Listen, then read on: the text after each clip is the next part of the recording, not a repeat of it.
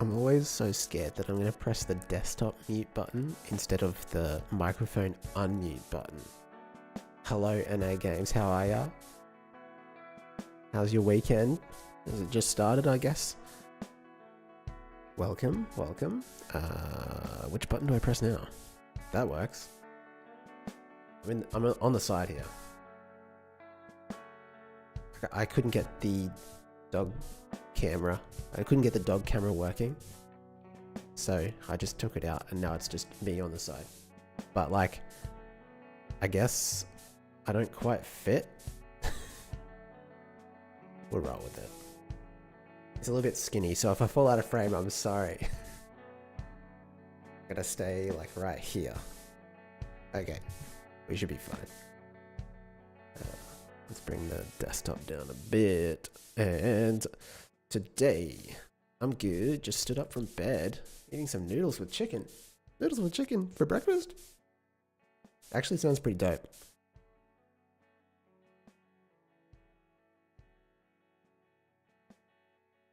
Right, awesome. I'm doing all right. I spent the day with the family. It was my mother's birthday.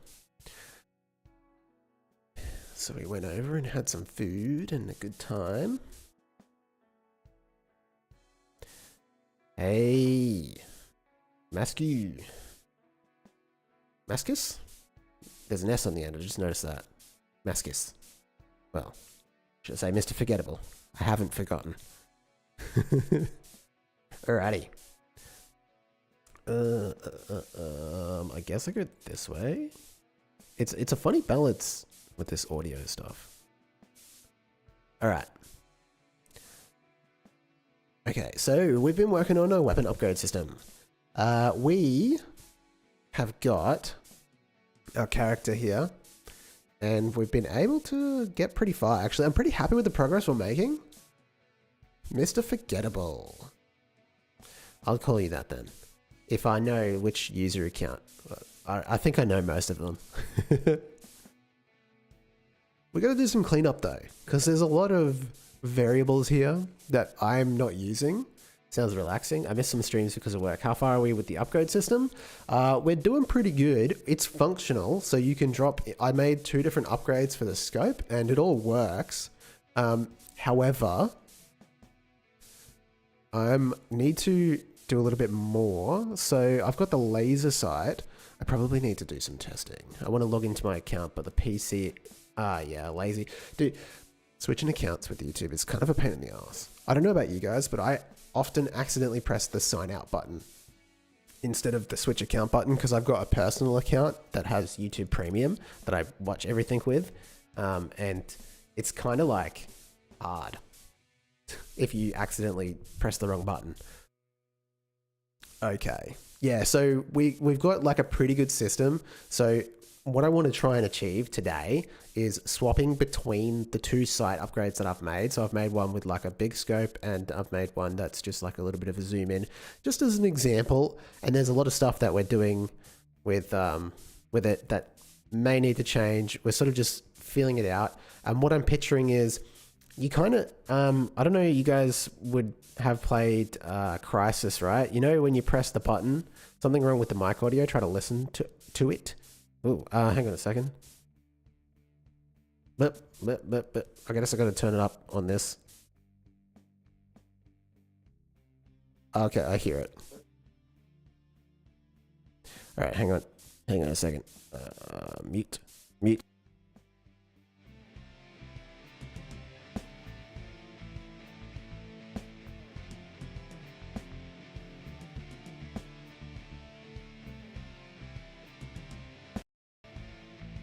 We get the buttons one day. Okay, I should be okay now.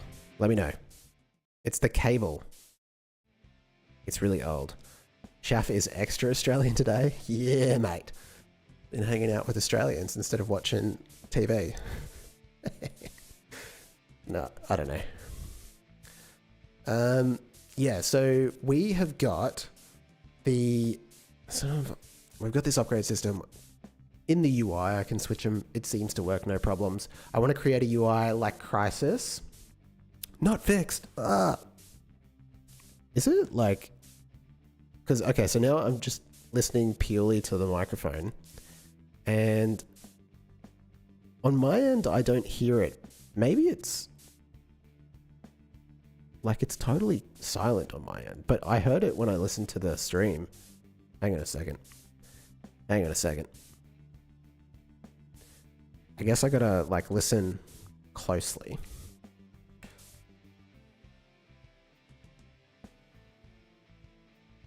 I'm gonna listen on my phone with the headphones so I can see if I can isolate what that would be. I guess, yeah, if it's coming through on YouTube, I'll listen on YouTube.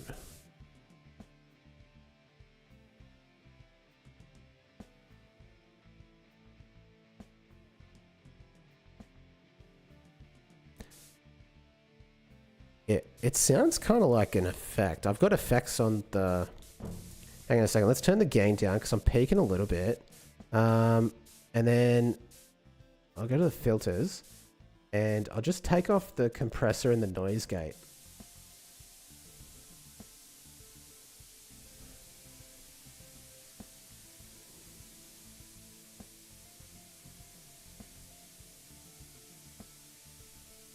I don't know if that's going to help. Oh, it's even worse now. Okay, that didn't help at all. Now it's just all there because obviously the noise gate is there 100%. That's a lot, eh?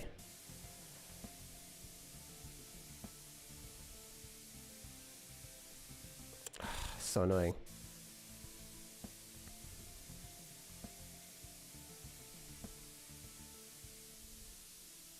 Okay, drastic. We're gonna disconnect the audio input device and reconnect it.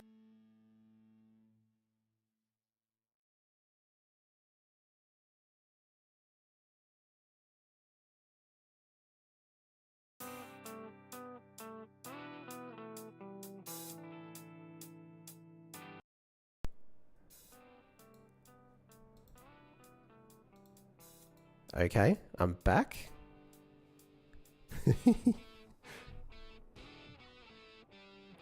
Just plug it, turn it off. Just turn the whole thing off.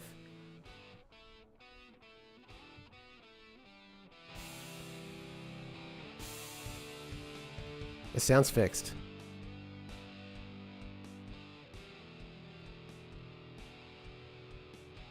Yeah, it's good. Awesome. Always the way to go, eh? Problem solved. Okay.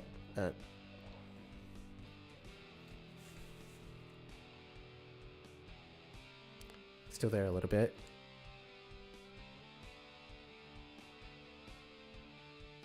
Yeah, that is the gain. Let me fix that. I just turn this down, and then what I need to do is turn this up. We want to be targeting sort of around -20. Okay, nice. That is sound design for you. Well, not design, sound. I don't know, audio engineering, you just sort of pick this stuff up when you do it long enough. Although, to be honest, I didn't really do anything that impressive. Just unplugged it. Alright, cool. Back on track. Thanks for letting me know, guys. Really appreciate it.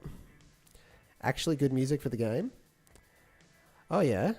What is this? This is... I love it when people talk about the music because I made it. And I get to be like, yeah. Tryhard.ogg. I got really into, if you like, listen to the drums. It's like reverb from the 80s. And maybe you guys are behind. Maybe it's a different track. Don't know. Anyway. This one's far less impressive. Anyway. Okay. Alright, so we've got the site upgrades that we're trying to do. And okay, so we want to make a UI. Where's my browser?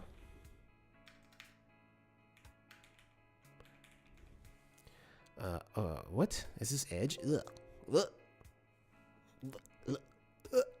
Edge. Get it out of here. I looked for Brave and I got Edge. Pro. That's right, we're looking at being a PNG tuber. Let's close some of this stuff from last stream. All right. So, crisis. Weapon modification. I'm trying to find the UI modification. I can't spell. Crisis mod assault image. Give me the image. Yeah, this. See this? I reckon we try to do something like this. It's going to be way simpler and jankier. Like, just picture like a much more jankier version of this. That's what I'm going to try and create today with just the two sites. And then we can expand from there. We'll just build it up and build it up as we go.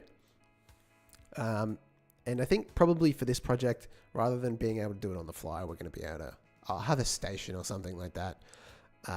Because I want, well, we'll see. You never know at the end of the day. But in my mind, I see it being done at a station rather than on the fly, like in that game. But we'll create it like this. Oh, I should turn the noise gate back on. Good little challenge. Yeah, it's going to be pretty difficult. Noise gate and compressor. Yeah, let's go with those. So I don't annoy you with my lip smacking. Okay, so the first thing that I need is an animation.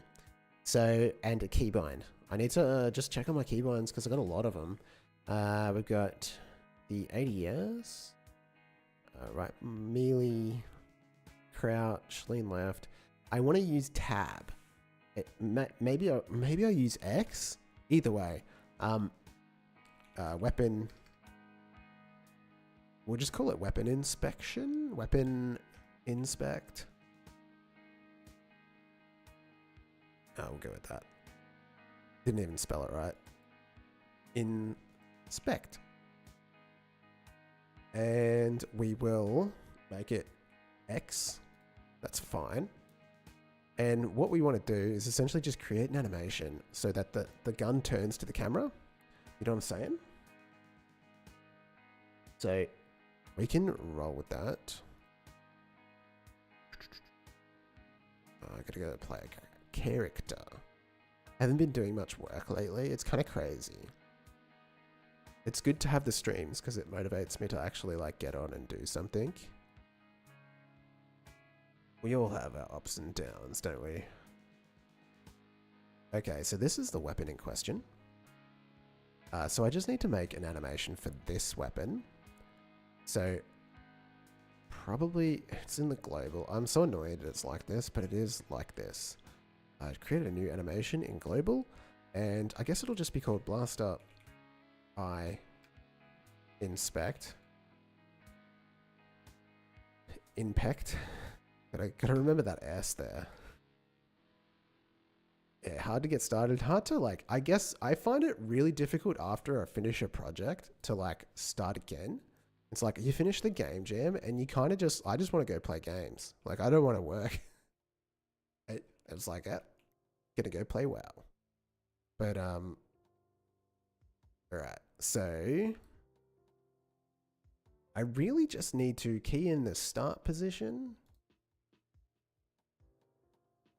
And then I just need to turn the weapon to face the player. I should probably get a second viewport so I can see the cinematic. Isn't that what it's called? Display cinematic preview. Hey Ozer, how are ya? Welcome to the stream. That's cinematic preview did not work. If I just turn it on. Okay, so now we can position it properly.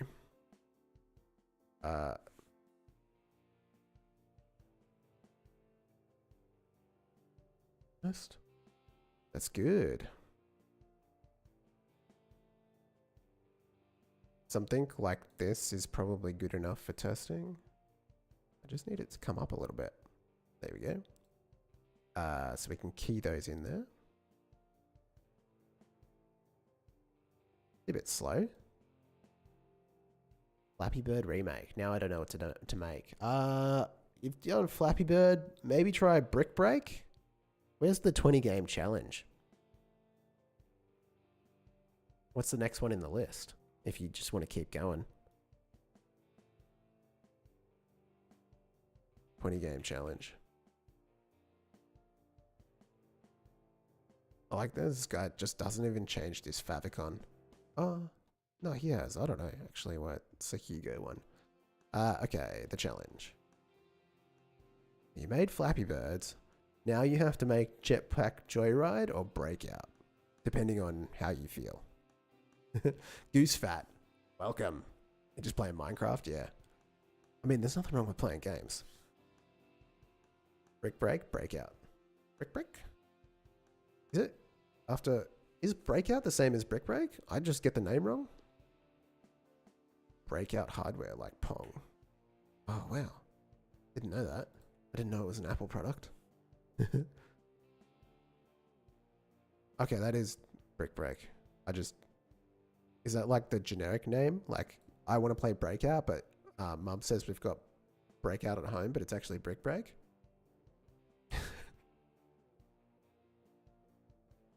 Okay. Yep. Still too slow. That's good. Nice and snappy. 0.1. Oh, that's okay. We barely got started. We had like 10 minutes of audio issues. The guys helped me fix it. Okay, awesome. What am I working on? We are going to do a weapon upgrade UI for this upgrade for this weapon. We're going to have the option of adding a scope to the weapon, you know? And we'll go with that. And, you know, then we'll see if we can expand it to be like other things like grips, ammo capacity, whatever else. Got a lot to work on. I want it to be a very wide-ranging system. Maybe we can include it as a part of the download. We can have like the template, and then we can have the template with the upgrade system. I don't know. We'll see. We'll see. Okay. What just happened then? Control Z. Okay, I'm back to normal. I was on the wrong screen. I pressed Control S because I wanted to save, but apparently that just meant full screen on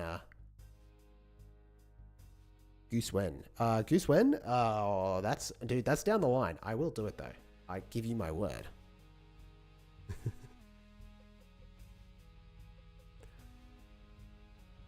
I will make a goose gun, and it will have upgrades, and the upgrades will be like golden egg. That'll be funny, right? We'll do that. But first, we need to design an upgrade system. So, got the inspect, and then we can just play that backwards and forwards. Yes. I wonder. We can just do hold. That's fine. Make this large. So we want to add a new input.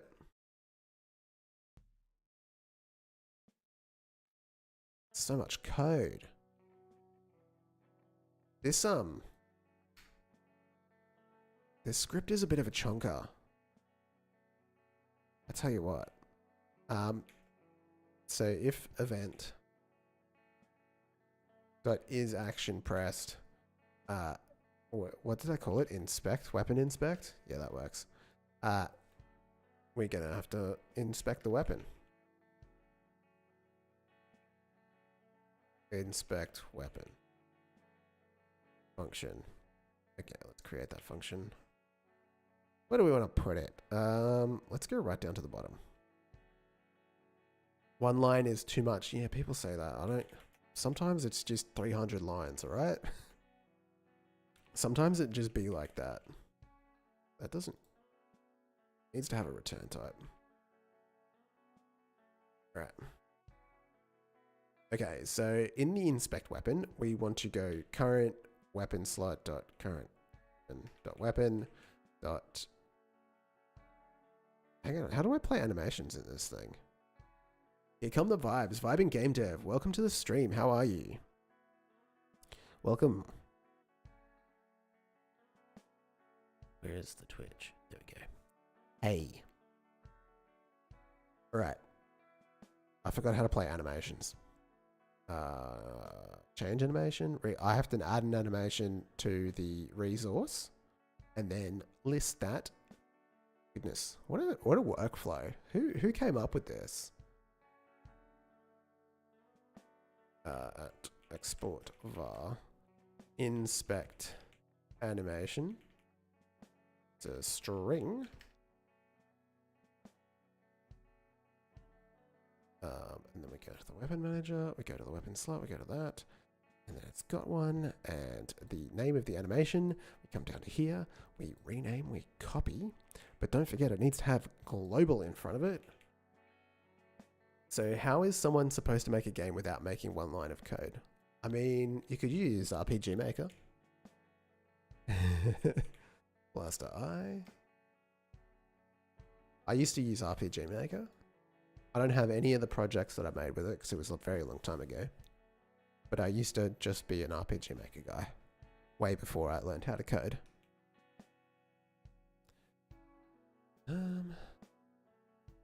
Okay, now we have the animation. Back to the script. Animation.player. That's how I play an animation. Current web, and it's like inspect weapon animation. I don't even remember. Animation. Inspect animation. Oh my god. Get the naming right. Yeah, that's good. And just play that. Don't Godot have visual scripting add-on? Yeah, probably. It's funny, you know, like I used to be so, like, okay, this was a very, very long time ago. Like at this point, we're talking maybe 20 years when I was using RPG Maker. And like, I had a really good grasp on it. But nowadays, now that I've learned to code, I go to look at visual scripting and it's like, oh, too hard, man. I'd rather code. I can't take it in. It's too much visually for me. But that's just me. Have to redo that. Label. I believe it's Blaster I. Rename. Copy. Okay. Right. Get that in there. Now we can play the animation, but we want to check. So we're going to need to set a state. It's getting pretty involved. That's some of the problems when you have like a monolithic script like this. We're running into an issue now where all of these input events need to also check if we're inspecting the weapon, because if we're inspecting the weapon, we don't want to be able to shoot, reload, drop weapon, or do a melee strike. So the question is, how do we do that? If we look at the flow of code, we do check a lot of stuff already, but it's mostly just whether or not we have the ammo. If it's an incremental reload, how does that work? Because if it's an incremental reload, like a shotgun, you can interrupt that animation. State machine, I know, I have to do it. The thing is, I can't really picture it with the weapon manager.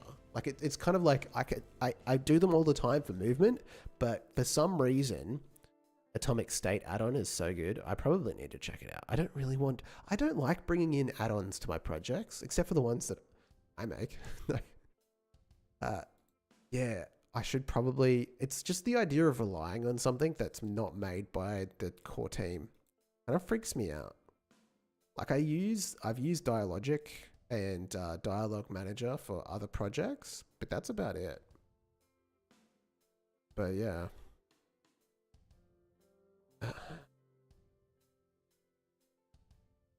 See, the thing is, I can't really picture like how does shoot and reload as a separate node work?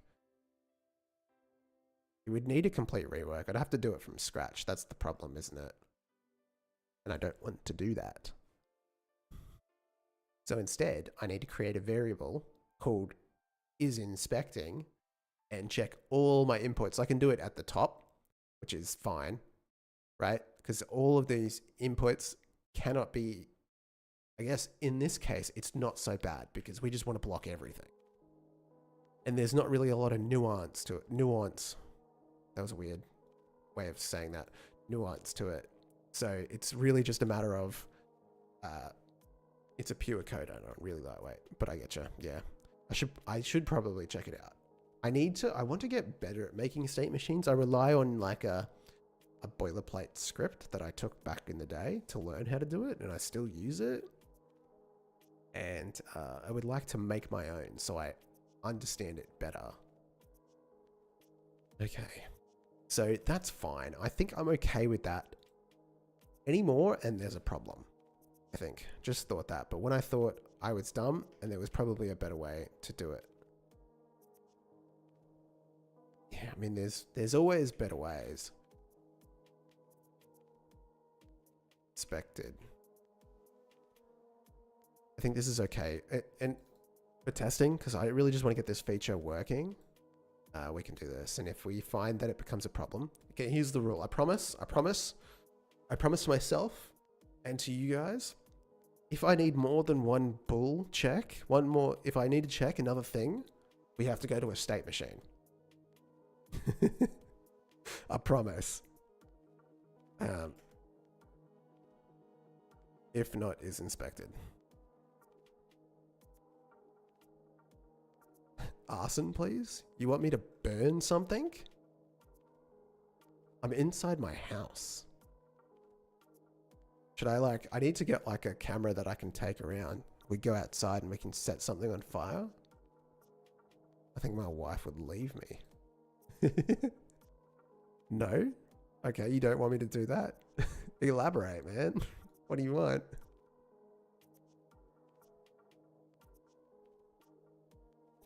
If is inspected, then is inspected. We're gonna do like a little swapsy.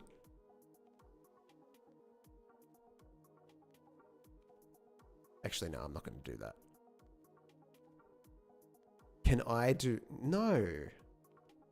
Goose, no, you're gonna get me banned, bro.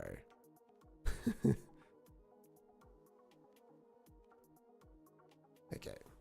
Flip it. Make it false. No, that's not true. Let's just go. Is inspected equals true. Because I'm going to do like an inspect release. And then we'll make a function for that. Because it'll just be easier. So right now we just need to play the animation. We'll still be able to move around, which I'm okay with. And then we just need to bring up a UI to like show the things, and then we can like set it and then go with that. So is inspected. I'm going to set up a release as well. Actually, yeah. Go right back up to the top. If not is inspected. So here's the funny thing. I need to put this at the very bottom after that check. Or we can just put it before. If event dot is action released, inspect weapon inspect, then release inspect weapon. If not is inspected. My brain, no. If not inspected, should I change it? Because that reads better. Like plain English.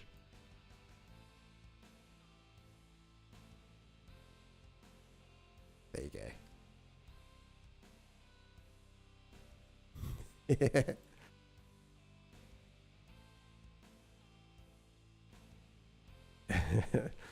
You're right. No, you're 100% right. I would have to say, like, perhaps my biggest weakness right now is naming conventions, and some, like, yeah, basically naming conventions. I'm really bad at it. And I think that just comes from the fact that I don't have any like actual education. And so I'm just trying to get better. Like I'm trying to follow the code principles from the Godot team. And yeah, just doing things like that is better. So animation player dot play backwards. And we'll go with that one. Okay. That's fine. I forgot a warning for. The parameter animation to play is never using the function aim down sights. Oh yeah. That's fine. Alrighty. Yeah, I think we should be good to test out. Realistically, it's just going to be the weapon showing up and being inspected. Alrighty. X. Right? And so then we can like have a look at the weapon and we release it, it goes back down and we should be able to shoot, which is fine. And now we can't do anything with the weapon. We can just run around with it. Alright, that is working how I expected it. I'll just say this, you're digging your own grave if you don't do state machines. It's easy now to go further without, but later it will be hell. Yeah, pretty much. I 100% support state machines here. Look, I promise you, quit the project list. I have evidence that I use and believe in state machines. I don't know if I have like a good project here. Godot FPS Pro. It's on the NAS. It's going to be slow. Oh well, here's what it is. I solemnly swear that I believe in state machines. I just want to test the feature, man. I promise. It's all about just trying to get the feature out, and then we'll come back to it. It's going to be tricky. It's like a solid couple weeks worth of work to make it happen. Okay, so here, look, I got a whole movement state machine here, with separate code and everything. See, I do state machines. I promise. I've got sprint, run, jump, fall, crouch, idle, but I don't have one for lean. That's not a state. Where am I? Hey, thank you. I appreciate it. Anyway. Quit the project. FPS game, maybe. Let's do this. Let's make weapon mods. I also have to do a game design document at the end of the day. Like, if we're going to make something, we got to have a plan. Yeah, and I want to spend like a couple of months on the prototype. Get excited. I'm going to get everything sorted. Label reset. Cool. Okay, so let's work on functionality. We need a UI. Now, I sort of split my UI. It'd be interesting to know your thoughts around this. I sort of split my UI up depending on what we're doing. So say, for example, we have the world. It's like just the level, right? I don't have one here because obviously this is a very basic situation, but I would have things like the main menu and other options and whatnot, whatever it is. I'd have like a canvas layer here, or even like singleton. But on the player, things like the reticule, I guess you call it, the information about the weapon, the sub viewport, all that kind of stuff, the hit site, all of this stuff is on the player because the player is the one that needs this. And if you're not like, I don't know, if you were just controlling something else, it wouldn't need this information. And so that's sort of how I do it. And so for this, the UI would be on the player because it's directly related to the player. So yeah, that's what we'll do. I kind of want to do it like in game though, like 3D. That would be sick too. I don't know how I'd do that, but so we might just start with a basic UI and we'll roll with that. Awesome. I'm glad you agree. My consultants. What's my favorite FPS game? That's such a good question. I think realistically, like the most recent one I played Prey from 2017, and that game blew me out of the water. I loved that game. It was absolutely amazing. Like the progression on the character, the abilities that you could get, the gameplay, the way that it felt like. Because like a lot of adventure or like immersive sim FPS games, sometimes you don't really feel like the combat is that good, but the combat in that game felt pretty good. Although like I just maxed out the shotgun and just destroyed everything with it. But that game was so good. I played it for like hours. I wonder how many hours I ended up. I did maybe 1.5 playthroughs. And then I realized it was taking over my life and I had to do something else. Prey. Here, I'll show you. I don't think there's any issues showing you my Steam page. 23. Okay, so that's fairly decent for a single player FPS game. I played a lot of Halo when I was a kid. I wonder if there's anything else in here that I've forgotten about. Can I like filter for FPS? Store tags? Genre? I guess I'll just type FPS. Isn't Prey Arc in Austin? They shut down. I know, it's so sad. I was devastated. And then can I sort them by recent activity? Yeah, I suppose. I've been playing System Shock. I haven't played it for that long. But I really like Bioshock. I played... It doesn't say... It only says 11 hours, but I feel like I played it way longer. Obviously, Halo. Because realistically, like... Have I played Ori? I have it. I played it for maybe 5 hours. Maybe less. Actually, probably less. I reckon I played it maybe 2 or 3 hours. What is the, like... This is sorted by recent activity, right? I feel like really old stuff. Killing Floor was...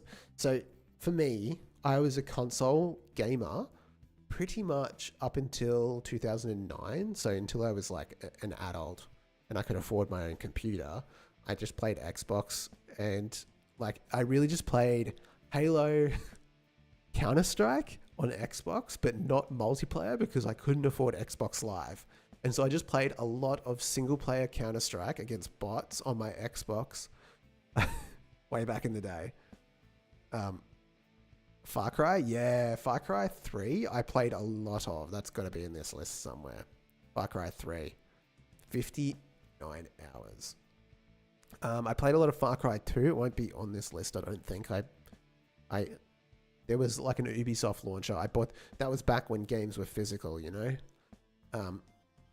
Fear 2. I really like that game. A lot of people didn't like it, but I did like it. What else? Oh, Armor? There was another one by Bohemian that they made for the Xbox that I really liked when I was a kid. Far Cry, enjoy it. Yeah, it's a good game. Little nightmares inside. Yeah. Half-Life, obviously, goated. I didn't play it until I was an adult, but I have played 1 minute. Probably a different version of it. Where's the original Bioshock? 8 hours? That's not that much. Fear 3, I barely played. That actually sucked. Armor 2, I was interested in... I really only bought Armor 2 for the zombie mod that became a game. What is the Bohemia Interactive? DayZ. So they had Armor. What was their other game that they made? Is it in here? They made a game that was like Armor but not. I don't know if you guys know it. It was like a... It was the same kind of thing. It was basically that, but for the Xbox.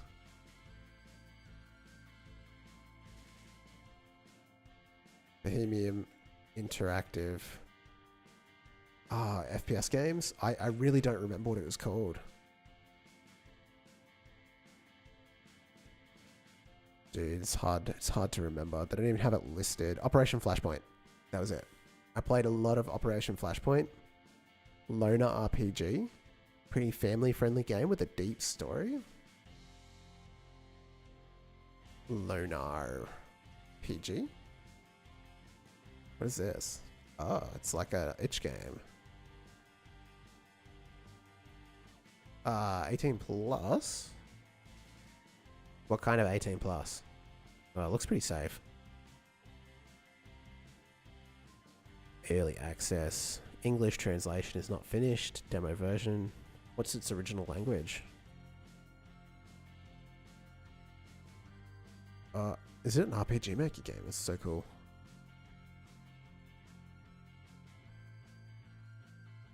No way you haven't played Stardew Valley. I owned a copy on my Android device, but I haven't played it. I played tons of Harvest Moon when I was a kid, but I haven't played Stardew Valley.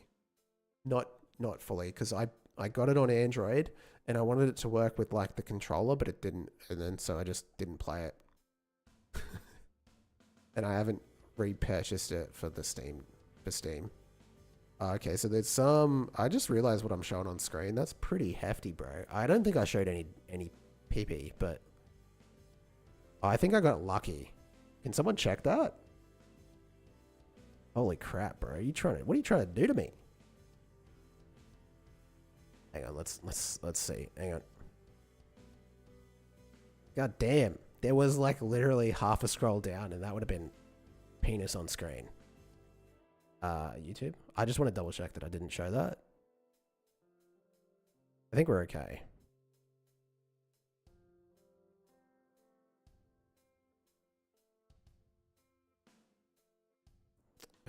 Open up my own live. Why is it so hard to open up my own live? The best way to learn. Dude, I don't want to watch an ad right now. Switching account. Mute.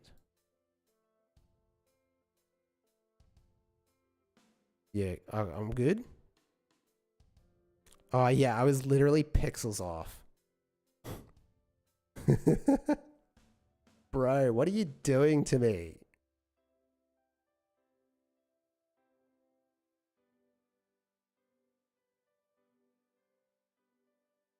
God damn. Okay. Did you just say, like, oh, you got me. That was a troll. I just realized that because you were like family friendly game with a deep story. Bro. Cat Coolio, welcome to the stream. Make a Super Mario first person shooter. Nah. Nobody should use RPG Maker when you have Godot except for tech debt. I mean, just make use whatever you want to use. Rickroll 2.0. God damn. I mean, there was a guy that like literally flashed his asshole on YouTube and he didn't get banned, right? So I should be okay because it was for art. It's not porn.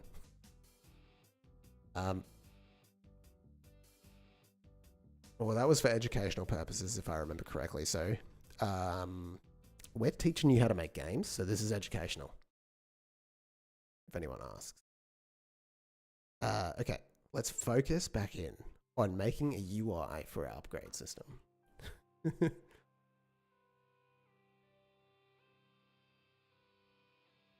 But yeah, I honestly, I don't think there's really any issue using RPG Maker if that's what you like to use. It's just like... Yeah, you guys, yeah. I never watched it, but I heard a lot about it. I think he ended up getting banned, but for something else. Upgrade. Screen. It's one of those things, right? Like, what is the platform for that? Like, maybe people do want to know. Like, people do want to know about those things that are sort of like more adult. They want to be told how to do something like that, whether or not it's safe. Where do you show it? Like, I don't feel like YouTube is a good place for it, but you know, upgrade screen, upgrade, weapon upgrade. Let's just call it weapon upgrade. Okay. So realistically, I'm just going to do like a drop down. So, and right now I don't want anything serious. So I guess I'll just do a box in the middle of the screen with like a couple of choices. I'm gonna need to create like an inventory for the player so that so that the game knows how many upgrades they've acquired. Make Prey 2D surface jumping game. I'm making like a FPS game. It's gonna be like a roguelike. It's gonna have upgrades and stuff. Yes. Let's go with it's going to be a list, right? An item list, for sure. Have I worked on the underneath of Godot service, DLL CPP? What's your opinion? I haven't yet. I want to, but I don't have... So I have an add-on that I made that I think that could be beneficial. There's a component of that I think could be beneficial to core Godot. So I made an add-on. It won't be here. Your message got filtered? Oh, what'd you write? I've got some like sensitive words like filtered.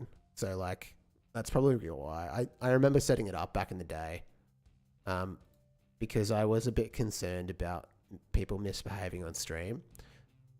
But yeah, I should probably revisit those. Can I check them somewhere? What are my sensitive words? Because it's not like YouTube's pretty good. Customization.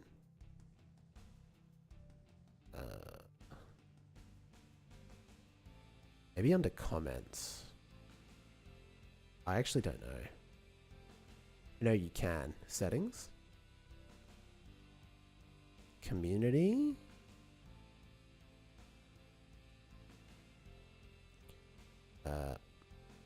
Bioshock game, but it's 3D. But it's third person. I'll just pull the camera back. Yo, you said what platforms to show, such as I said Twitter, but the new name and .com. Oh, okay. I actually, now that I look at it, I don't have any blocked words, so go wild, guys. I don't even have blocked links. I don't know. Like maybe it's just YouTube. Interesting. Close. Still have to like, I'm not really good at moderation. Obviously I don't have moderators because I'm just a dude. I'm just one guy. Make Wolfenstein, but it's 4-person. Me too long ago. I said I'll have 2.5 days. It got filtered. Oh, okay. That's interesting. Yeah, I don't know. I have to revisit that. Wolfenstein, but it's fourth person. You put 4RD, which is pretty funny. But it's fourth person. So what is that like outside of the game? So like what we'll do is we'll set up a camera that's like looking at the game, and we'll give you some like ayahuasca, and you can exist out of time and space and play the game. Donald J. Trump. Yeah, well, he's still in there because I don't really care about... Well, I mean, I care about politics, but like, I'm not going to filter it out. Imagine Fear Game, but it's comedy? Isn't that just like Friday Nights at Freddy's? Isn't that funny? I don't know. I've never played it. I shouldn't talk if I don't know. Item list. I want to put this in a margin container. Just Google made... I made Minecraft, but it's 4D. Okay, let's have a look. Can't believe you can't drop links. I made Minecraft, but 4D. Okay. Pause the music. Reacts. Here we go. This is 4D Miner, a 4-dimensional survival sandbox. Okay, we can already tell. Have you tried to modify a game? Nah, I've never done that. Yeah, I've definitely never done that. Aside from like putting mods on games. Game. I'd rather not start this video off with an explanation. So instead, dude, that's so I'm just gonna trippy. show it to you. I guess I've made add-ons for Godot. Does that count? First, Bro. let's quickly make a new world. How do you even After play the world this? generates, you'll notice a very familiar, blocky-looking landscape. But But there's what's more the to this twist? world than meets the eye. As I scroll with the mouse wheel, the landscape appears to transform. Blocks seem to contort into all kinds of different shapes, Just kind of looks like he's moving through space. while some seem to appear out of thin air, and others slowly disappear. Even the sun appears to grow and shrink. This kind of behavior is not unusual when three-dimensional beings like you and me try to interact with a four-dimensional world. Well, I mean, come on, we don't really know what it would look like. In order to explain what's happening here, let's look at what happens when a two-dimensional being tries to interact with a three-dimensional world. Right, the ant on a Let plane. me introduce you yeah. to Frank. Frank is a two-dimensional being, restricted to a two-dimensional plane. He doesn't and get it. therefore cannot see anything beyond the second dimension, much like how we cannot directly see anything beyond the third dimension. Luckily for Frank, we three-dimensional beings have the technology to give him a glimpse into the third dimension. He's just gonna like make Fez. Is he gonna rotate the screen? We can allow him to explore a two-dimensional slice of the 3D world around him. In addition to this, we can give him a superpower that allows him to rotate this Yeah, cross-sectional it's like Fez, but like kind of disorientating. plane in the third dimension, You guys have played Fez, right? I hear that guy is not like very good. which Not a lets nice him guy. explore anywhere he wants in his new 3D environment. When Frank uses his superpower, to him it looks like the landscape is I wonder how much work this guy just put into like making this example. Am I comfortable with C++? Nah. I know a little, but like not that much. I'm really like more comfortable with interpreted languages for sure. Like I use Python, JavaScript, and obviously GDScript. I spent a bit of time doing Golang. I wonder if I can find the video. Probably not, eh? I made, back in the day when I was first starting to learn how to code, we're getting distracted. We're reacting. completely transforming. The blocks around him seem to change. Yeah, what I was going to ask is like, how much effort do you think that this guy did to like make this example just for this section of the video? Like, he made 4D Minecraft as like the video, like that's the whole video, right? And now he's making 2D, 3D just for like 30-second clip. Shape, appear, and even disappear. To us, what Frank sees makes perfect sense. CPPs for children, HTML is for real men. I mean, yeah, I guess HTML is pretty gross. I hate working. I don't like HTML at all. We can look at him trying to explore different cross-sections of the 3D world around him. We can see him get stuck inside a cave, and while the way out seems obvious to us, it's not so easy for him. This is exactly what happens to us when we try to explore a four-dimensional world. Imagine you're in your living room, minding your own business, when suddenly, a being from the fourth dimension snatches you away. Fix your games, modifying them instead of waiting for a patch or being annoying. I don't really have that many problems with games though. Maybe a month of work on this video. It's got to be like tons, right? Did you try to debug HTML code? I remember at university I had like a project. So like obviously I studied finance, but one of the classes I did was IT related, and as a part of that class we had to make a website, and it was pure HTML, and it was a nightmare. And I did mine, and I did a friend of mine's as well. Like I helped her make the website because like no, there's just no way. Like accountants trying to make websites, like it's not happening. I should have just got my brother to do it for me now that I think about it, because he's actually like a web developer. He wasn't at the time, but like he knew how to code and stuff at the time.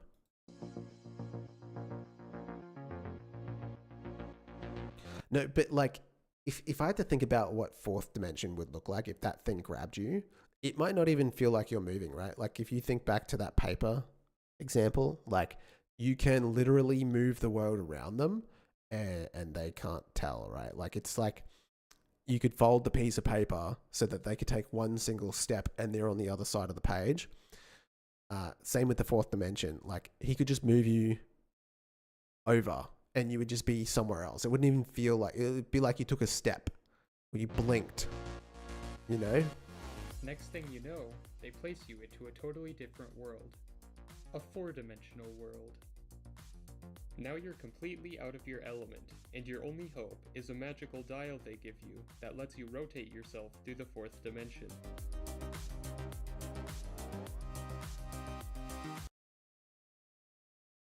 My school, I taught 11 years, year 11s to work in PowerPoint and Excel. Yeah, I mean, that's the age, right? Like, I didn't really even learn Excel until I was out of school. Like, I had one class on Excel at university, which is crazy when I think about it.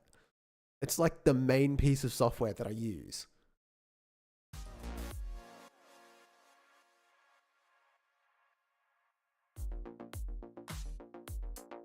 Okay, so yeah, this is really cool. I don't know if I'm going to keep watching it, but I added multiplayer to my 4D game. 1.2 million views. Holy shit, bro. I got to get on my... I got to make better projects, eh? Oh, this is like the only thing you made. Q&A. 2 years ago, I made Minecraft, but it's 4D. 5 million views. Yeah, but what if they moved you to that dimension? Well, you would never, because we are in that dimension, right? Like, so just like the 2D person is in a 3D dimension, they just can't see it. So we're already in the 4D dimension. We're not capable of perceiving it. So even if they placed you in a place where you had the ability, so like in his example, I guess I stopped watching, right? But like you can rotate the world in some kind of 4D manner. It wouldn't be as probably as trippy as that. You would just literally be changing places without ever moving. It's kind of cool that now I think about it. Isn't that just like the whole point of time machines? Basically, you would just have a TARDIS. The game could be shit, but still many views. It's all about the idea, right? Minecraft, but it's 4D. I meant in that direction. Yeah. Yeah, it's such a cool idea. How to get like 100,000 subscribers with one video. Literally one video. Damn, man. Oh, he also had like 1 million view, 1.3. Man, he had some bangers.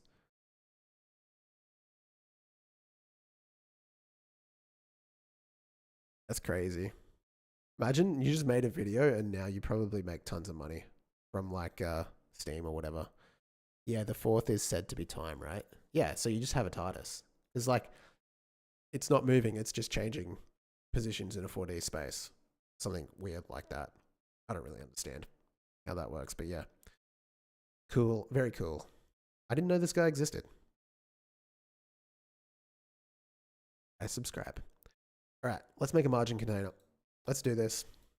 Not this big. It's gonna be. Excuse me.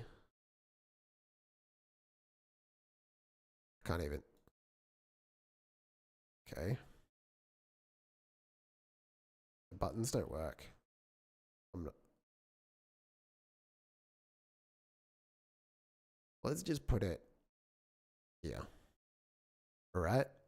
And then we'll have an item list.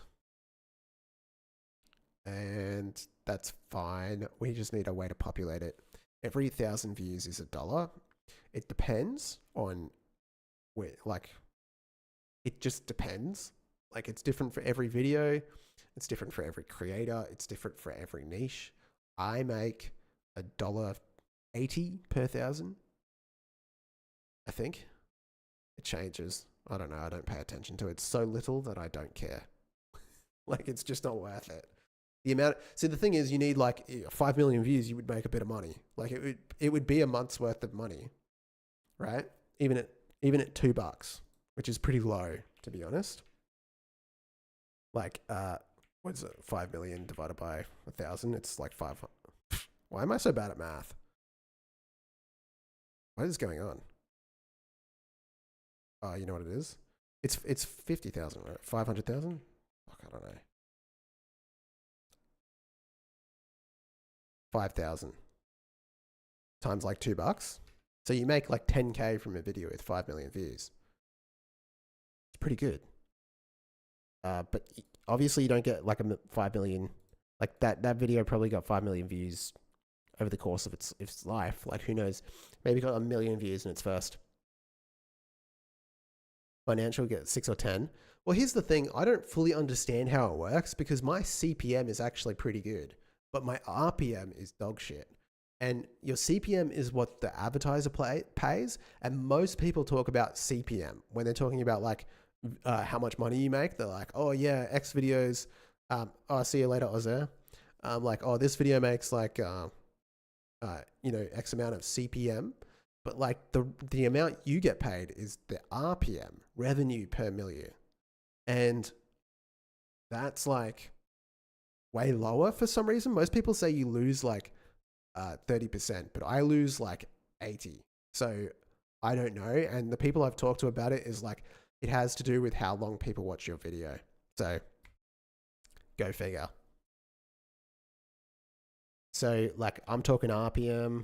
Gaming like this, I feel like probably has a better CPM than if you were just doing like gameplay or like actual gaming.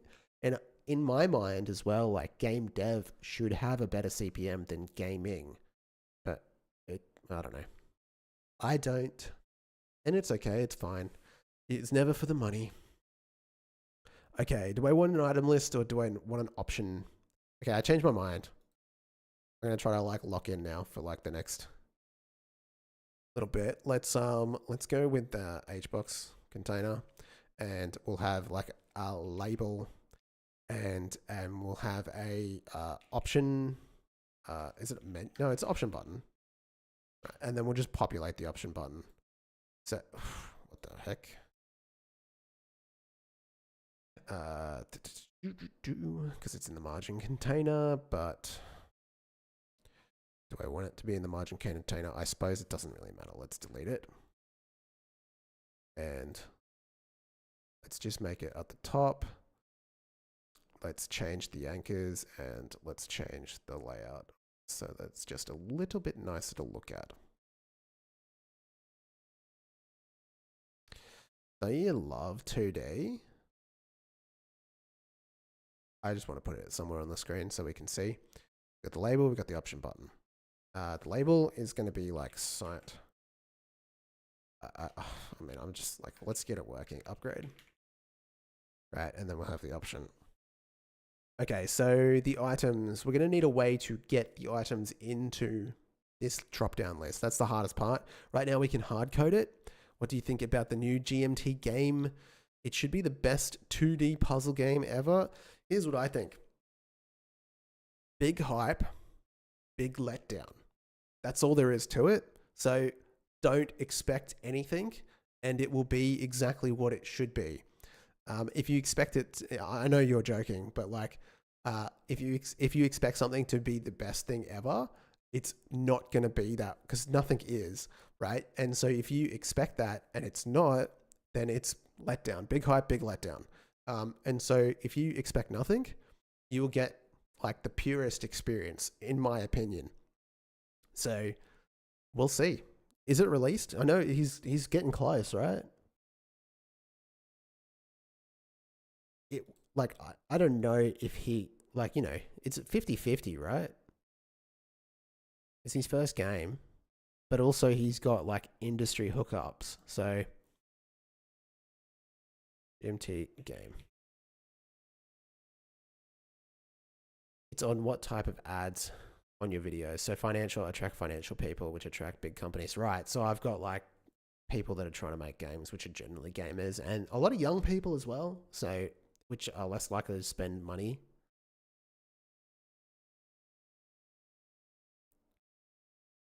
Okay. So he's must be close because he's on Next Fest. Has he got his Steam? No. Let's get to his Steam. I'm not gonna watch the video.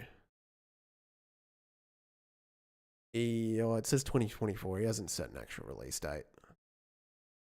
I mean, I'll play it. We'll see. Yeah, I mean, he's got industry backing, so it should be decent. But like, yeah, big hype, big letdown. So let's not build it up to be anything it shouldn't be. It's hard to get a good hook for a game. Yeah, hell yeah, super hard. I mean, he has the advantage of having 1.5 million subscribers, so realistically, he could make anything, and he could get people to play it.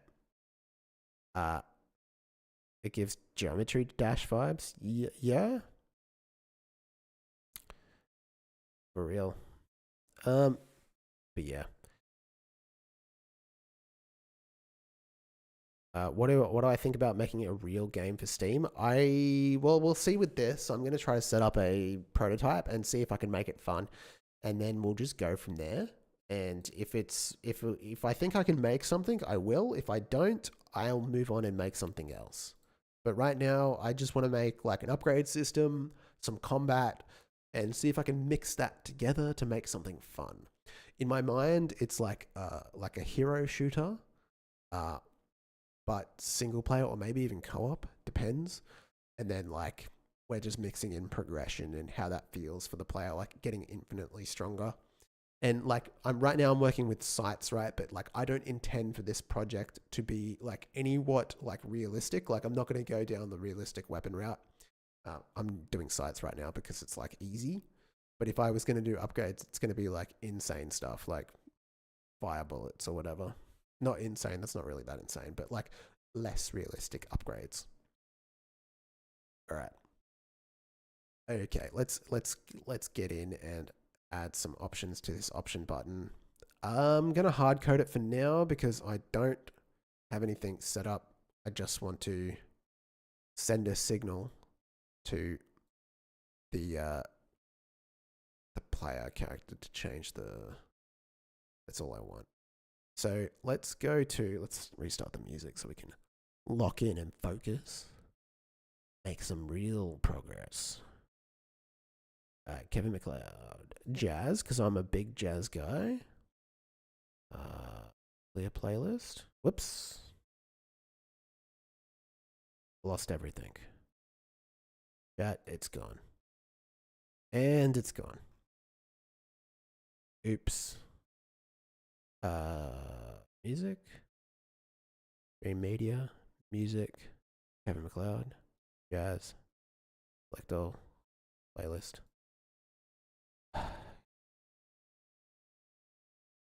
Quit. Open media. Open file. View. Playback. Audio.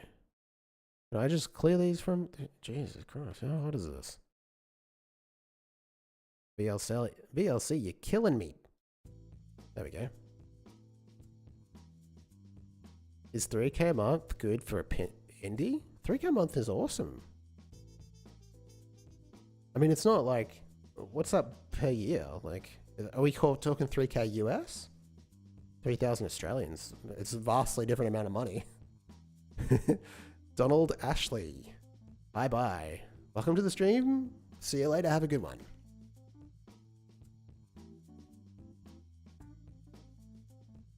I mean, it's $36,000 a year.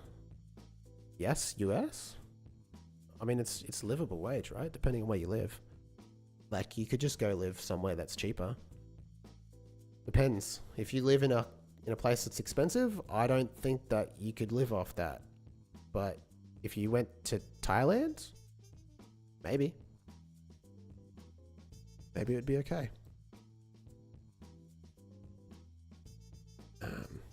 Okay.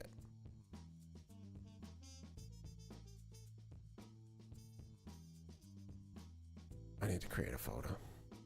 I'm just going to create a folder called test UI.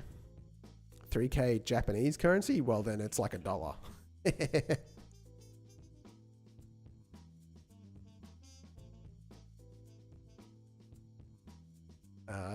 That's like how much I make per month with game dev.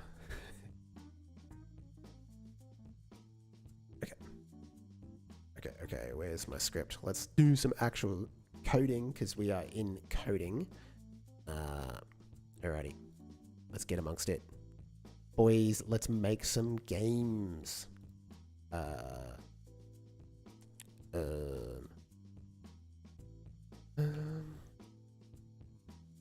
Let's just do an export array, upgrade array.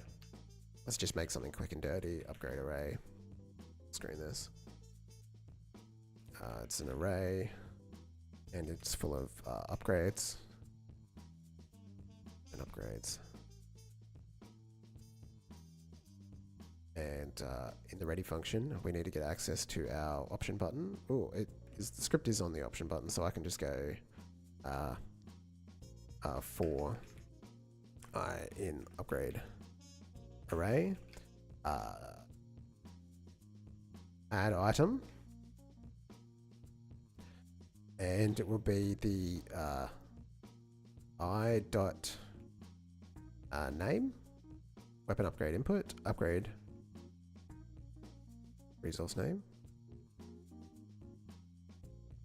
Do they have like a upgrade mesh bone variable? I don't have a name variable. Classic.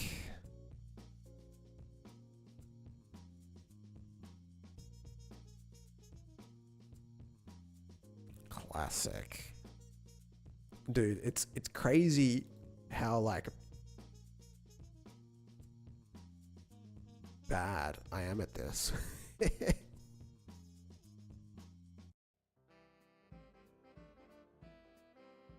Okay. I think this needs to be on like the top level. Export var upgrade name. It's a string. Okay.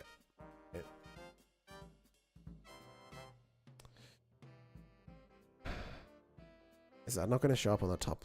Like, escapes it. Run checked.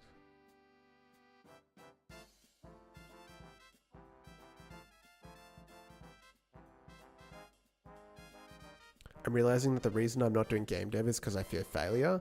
Yeah, I mean, that's like a really difficult thing to overcome. And you sort of just like, I do it with volume, or like it's honestly, I struggle with it too. Like, I haven't really experienced it with game dev yet because I haven't done anything seriously. But when I was making music, it really got to me because like I was trying to like build something that was like meant to be like my, you know, it was my music, right? But it turns out I'm really bad at singing. And so like the music was never really that good. And I knew that, and it got me like straight in my head. It was just like, I can never give this to anybody. No one's going to listen to it. Like you spend 2 years working on an album and it's just like a total waste of time because that's it. And yeah, the only thing that I can say is like, you just have to try and like rationalize that like time, like it's not just the only one that you're going to create. You're going to have more chances to make more things and you're going to get better. So if it's your first game, if it's like your second game, it's always going to be worse than the next.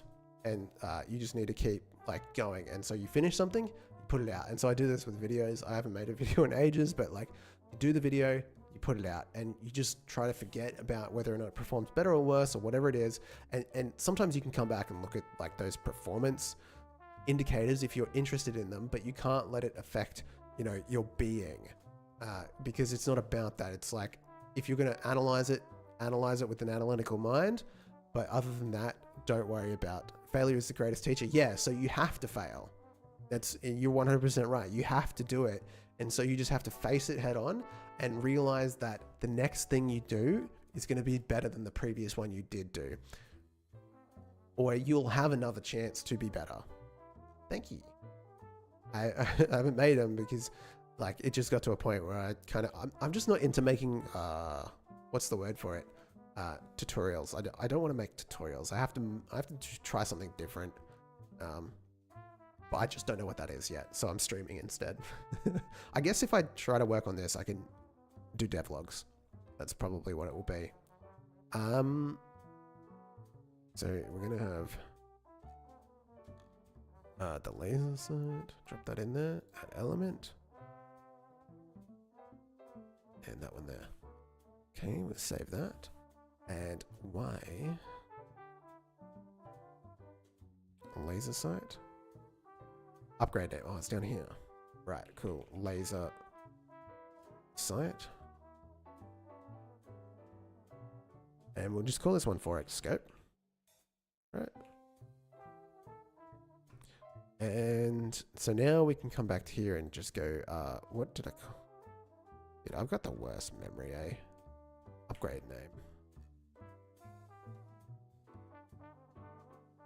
Alright, so now, what does it want? An integer? That's optional. It just equals -1 because it's an array. Now, when we show this, it should be just visible on screen when we run the game, right? And so if we exit out of this, we've got 4x scope and we've got laser sight, so that's nice. Hey, Nastia NVR, welcome to the stream. How are you? All right, so we have got the, okay, so we can hide this. So basically we want to emit a signal from the weapon manager to show this.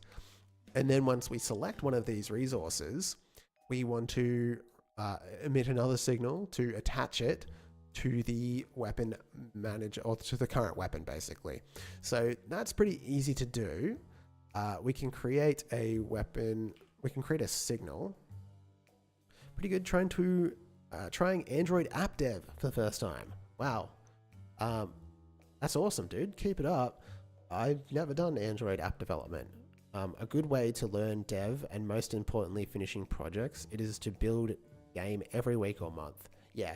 Yeah, so that's what I've been doing for the last 2 years, is I've just done small projects, and it's really easy to disassociate success or failure with smaller projects because they're not so connected to your identity or your ego, I guess you would call it, because realistically at the end of the day, when you fail, that's the thing that hurts, is your ego.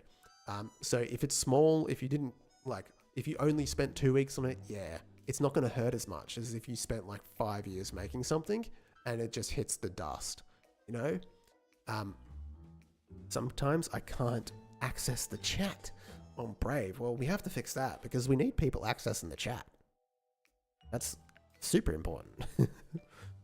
You better download Edge. Start using Edge, mate. Right, where's the code? Where's the code? Don't use Brave. Well, yeah. I use Brave. I use it, though. I very specifically use it when I'm streaming. So I'm not logged into any personal services. I mean, I'll be honest with you. I only use Windows when I'm streaming. So most of the stuff that I'm safe with, but there has been the odd time that I've logged into other services. I had it pre-installed on my laptop. Brave. Pre-installed on your laptop. Or Edge. You can't get rid of it. You probably can, I just don't know how. But yeah, I use Brave for the stream because it's just I don't want to use Chrome. And so I just use Brave instead. Guys, why do you use Brave? Because it's not as creepy as Chrome. But if you're using Google services, then you might as well just not bother at the end of the day. I use it for work because I don't ever want to be hacked. Because obviously I deal with a lot of financially sensitive information, and there's a couple of options in Brave that allow you to clear your cache and clear your cookies every time you log out. So I don't know if I can see it here. So if we go to settings, this probably exists in Chrome. I actually don't know. Extensions, privacy and security. So tool for Windows, data collection. So allow privacy preserving product analytics, automatically send usage ping to Brave. I've obviously got all the usage stuff on. Delete browsing data. I'm lazy to get an ad blocking. Yeah, that's fair enough. Wait, Mr. Forgettable, you're blocking ads on my videos? I'm kidding. Don't mind. Do not track request. Where is it? Data collection, safety check. System. Continue running background apps. Use graphic. Open your computer's proxy. Close. Warn me before. Brave VPN. Performance. Shields. Content. Appearance. Search engine. USD, BTC, enable NFT. Watch out, you may leak something. Nah, this is okay. I don't use Brave in my day-to-day. Not as creepy. Making a browser with crypto, and then the only way to pay out the crypto is with KYC to sell user data. Yeah, but I don't use that section of the browser. I literally have it at work for like literally one setting. But I can't even find it now. Check for spelling errors, languages, downloads, system.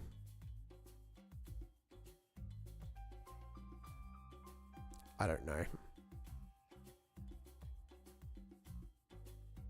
Anyway, it doesn't matter. Basically, I clear the cache.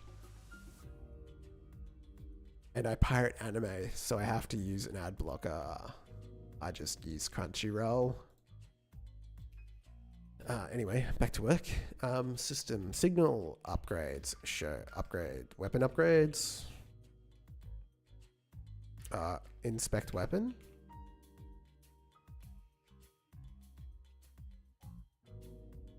And I pirate anime, although I think that the site doesn't do ads or something. Just use uBlock extension for ad blocking. Yeah, I suppose. I actually don't ad block. I'll be honest with you guys. Inspect weapon is the same as this function, so let's go with the underscore inspect weapon. Yeah, I don't ad block really. Like, I don't care. I don't really go on many sites with ads. I guess I also just, like, you filter past them, right? They just show on the sides. I pay for well, I don't pay, but I have YouTube Premium, which is like the main thing that I watch.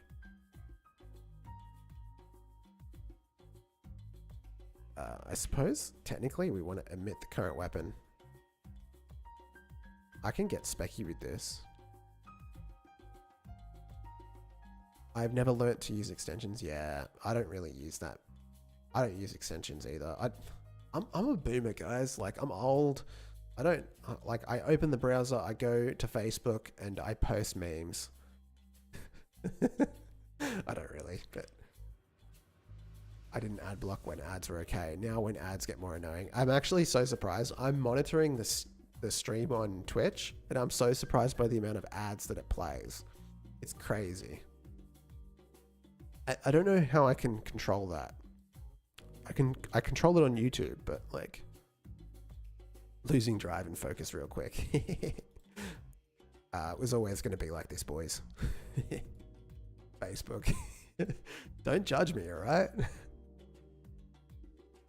Inspect weapon is emitted, and then we admit and we pass on the current weapon. Okay. So now we can just emit that signal, inspect weapon, and we can expect it to the option button. All right. So this takes the current weapon.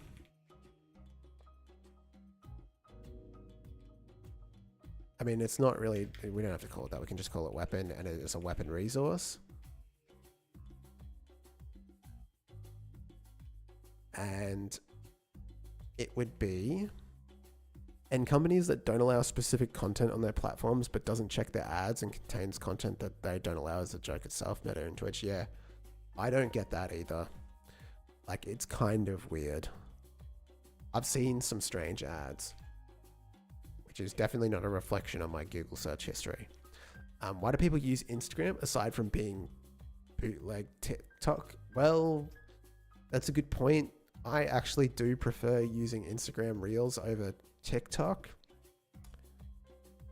I think it's just like more popular in Australia, so like the content is more like, I don't know, like I feel like the content's better. Where are your glasses, by the way? I'm sitting closer to the screen, so I don't need them. Here they are, here. How do I look? Like a nerd. I'm short-sighted, so I can see the screen. I only need them in some circumstances. Like I think on a couple of streams, like where the setup was like different and I was further away from the screen, I really needed it. But right now I'm like a good distance, like I'm less than an arm length away. American boy. Okay, my country just removed all VPN apps from the App Store. Oof, oof. Yeah, I don't know. Like, I'm so reliant on Tor to DM people, so I just use that to DM my friends too. Yeah, I use Facebook Messenger because it's just everyone here uses Facebook. Weapon resource. Okay, so we can actually do the loop for upgrade array. We don't even need that. We can just go like, oh, actually no, we can't. But we have the weapon. So show. Like, I guess we just go show. We can call show to show the UI for now, and the var, we just go current weapon, create a variable, we'll store that. TBH, I don't have too many IRL friends and I just use Discord to DM my online friends. Yeah, that's fair enough. I had a lot of IRL friends, but then I started making content and now I don't ever leave my house. I'm just kidding. Not you. I say dev community, some finance bros have that problem that is losing drive and focus a lot quicker compared to regular people. Yeah, I definitely do have that issue. But you know, like it comes and goes. You just have to like go with the feeling. Like I think people say chase the dopamine. Like I've been working on game dev since 2020, so that's not going away. But definitely sometimes, you know, like sometimes it's up, sometimes it's down. Right now, I just want to play games, but I'm trying to like just push through that and do like a couple of hours of like game dev at least. It's good. The stream's really good for that because then it's like, okay, I'm going to sit down for like 3 hours, 3 times a week, and I'm definitely going to do game dev.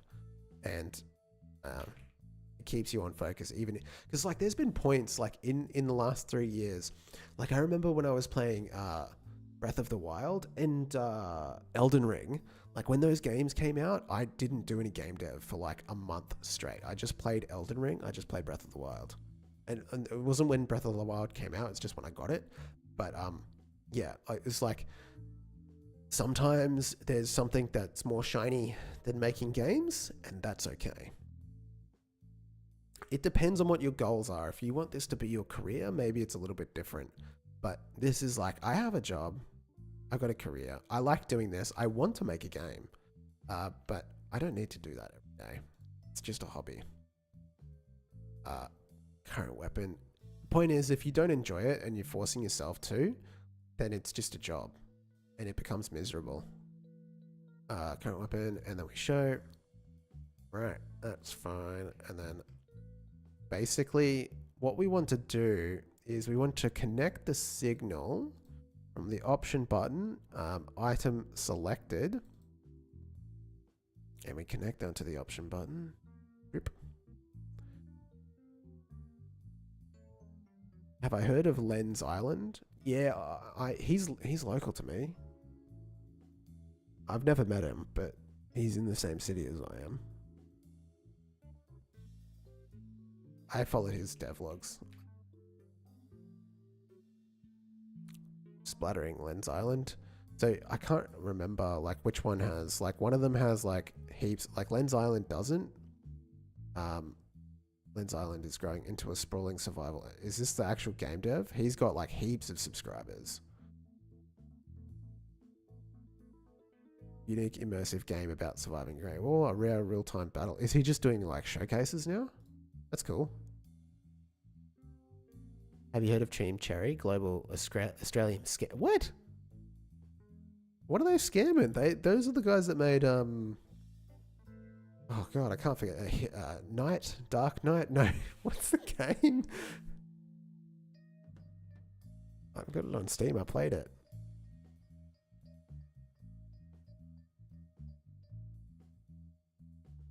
Team Cherry scammers? Are you crazy, bro? Hollow Knight. Yeah, I mean it's cool that he's doing that, like doing Or is this isn't the guy, this is just some other guy that... So where's Lens Island? Because I know that his channel is way bigger than 8k subscribers. Because he's got like heaps of subscribers, right? Team Cherry deceived the entire... What did they do, bro? They had momentum from YouTube, but botched up their Steam release.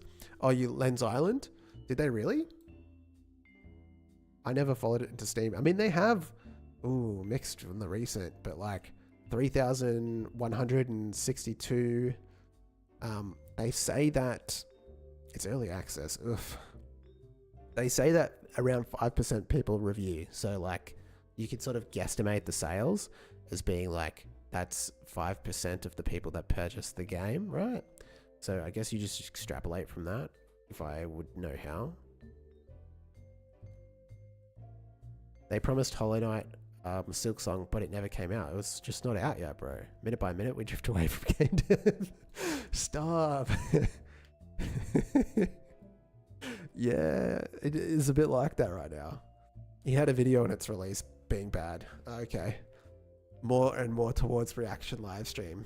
You're discovering my ploy, my plan. It was my plan all along.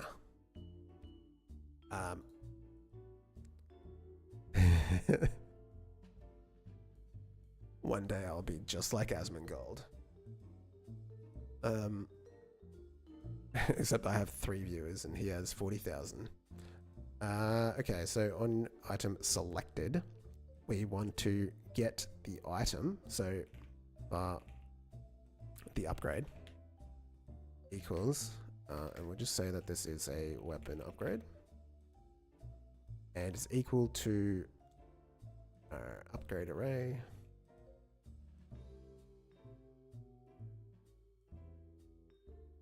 And we can pass in the index because it's going to be the same. All right. And then we want to go and now we know what the weapon is. We can emit a signal. We can create a signal called equip. Maybe I didn't need to pass the weapon.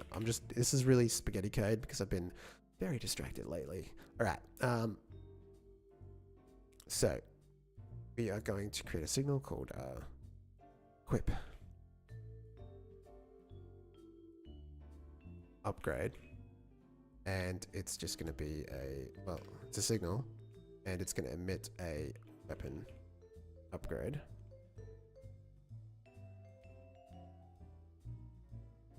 And it'll be a weapon. Put an underscore in front of that. Okay, so now we can go equip upgrade dot emit, and we'll pass in the upgrade. Right, so very basic, but this should emit the one that we selected.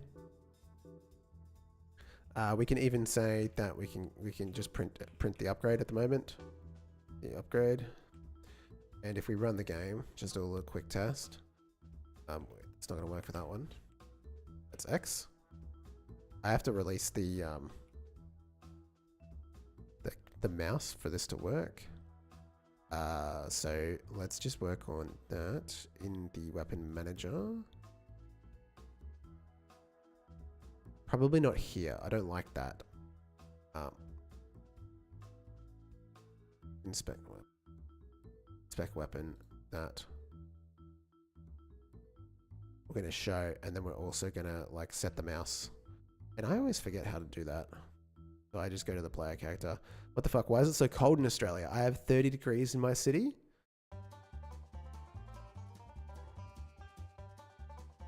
Hang on a second, stop the music.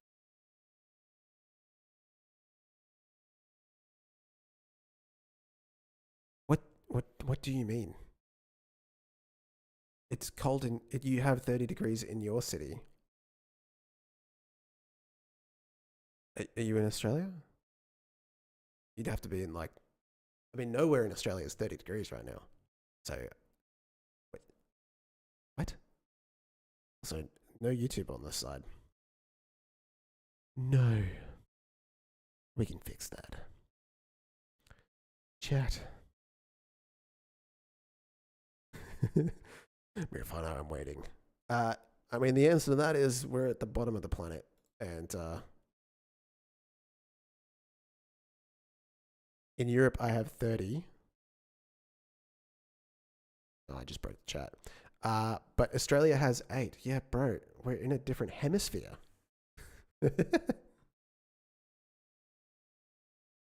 Desktop. Yeah, it do be like that. That's all I have to say. It's winter. Anyway.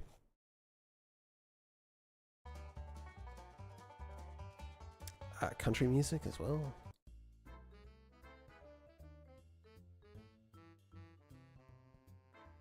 Okay. Mouse mode captured. This is it here. This is the bit of code we want.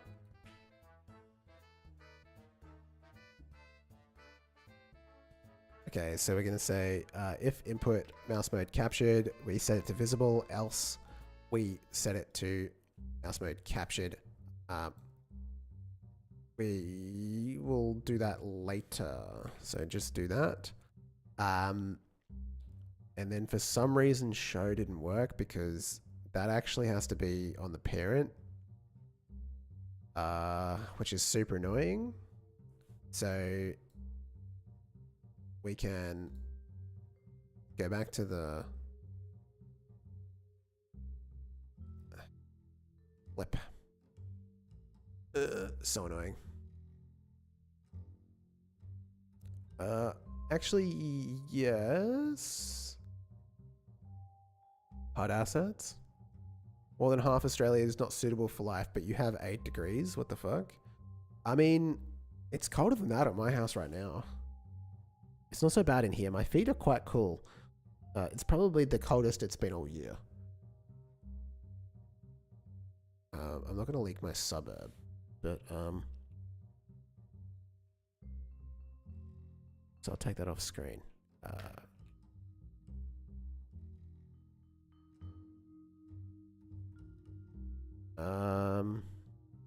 Yeah, I guess it does say 8. So it's just the same as like Brisbane, I guess.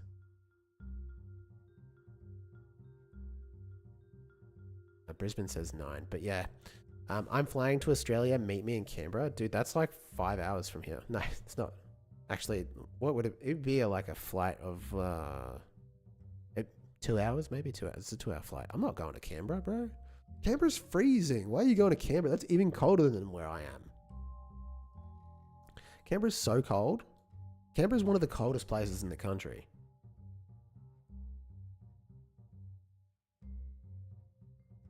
Look, it's 4 degrees in the morning. And it doesn't get above 11. It's insane. Like, why would anyone live there? Why would you come to Australia and go to Canberra? Are you a delegate or something? Like, who goes there? There's nothing even good in Canberra.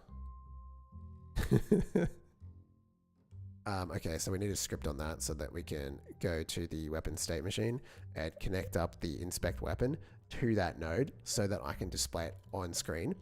And for some reason, this doesn't show up. And so now I can just go show, right? Canberra is more colder than every place in Norway. Yeah, but it's summer in Europe right now. I guarantee you Norway gets colder in the winter. Like, I think that's the key thing to remember, at least. That broke it. It doesn't show, eh?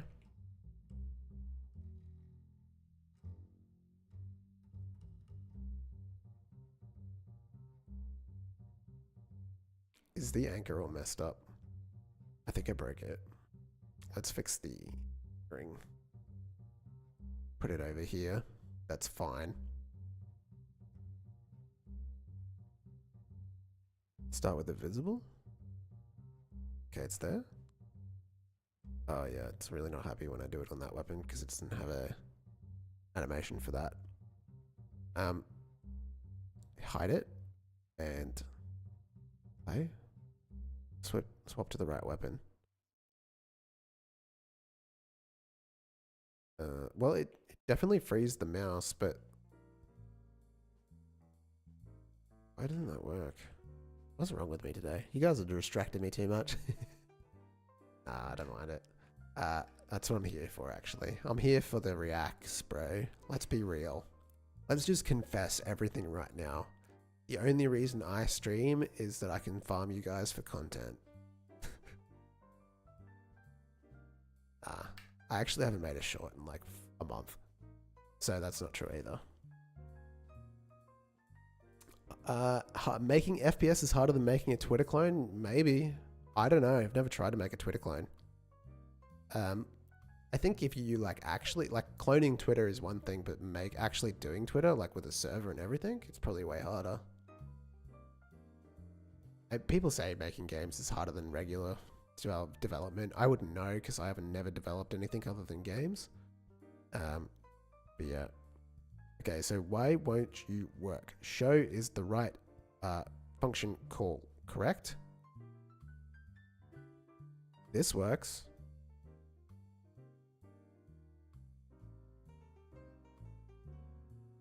Show. I got a lot of debugger. What's in the debugger? Inspect weapon, error calling signal, inspect weapon to callable, control. Oh, hang on a second. Here we go. It's too big for me to read. It's hover over it. Expected an argument, but it didn't. Oh, okay, that's what it is. Right, it expected an argument. W is a weapon resource. Okay, I'll trust you on that one.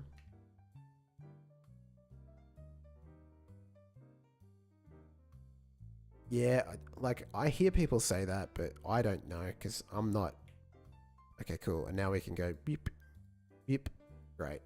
I probably need to turn off the camera. We'll work on that.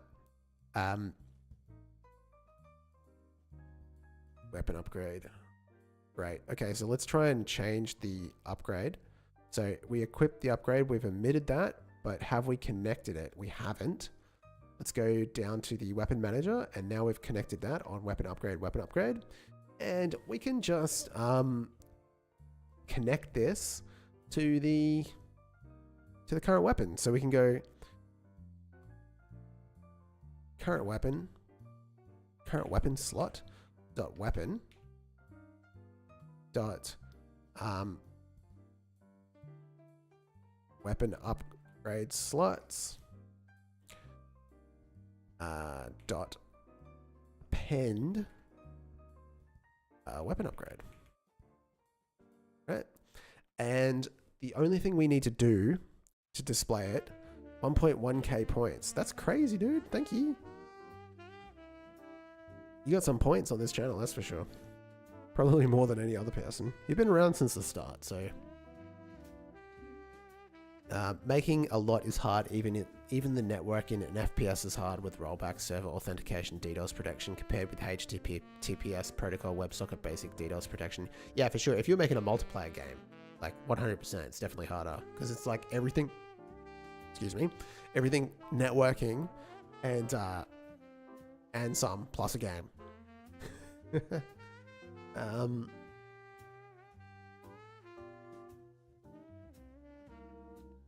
Made in my, I guess. All right.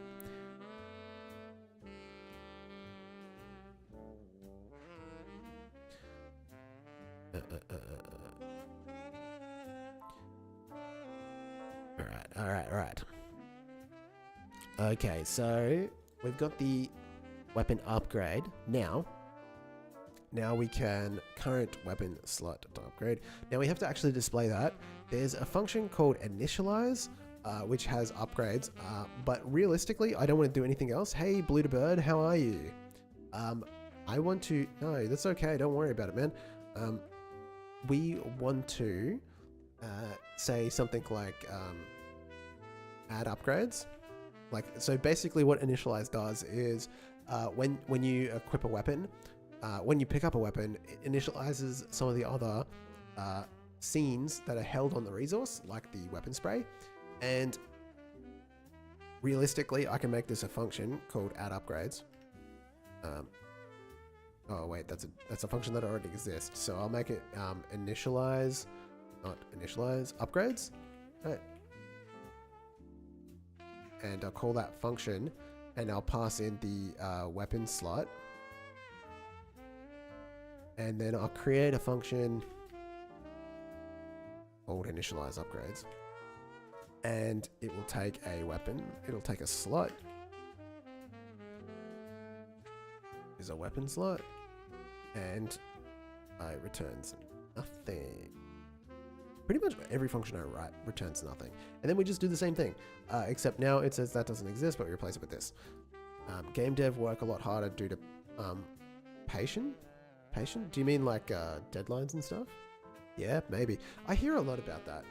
Like game dev, what do they call it? Burnout and overworking them, and they're like doing 80-hour weeks and stuff like that. And I'm kind of curious, like, obviously, like a lot of jobs just have that in general. I kind of wonder what it's like. It'd be nice one day to experience that and like directly compare it to like, say, how it used to be for me when I worked at some companies, like doing reporting for month end for like a hotel.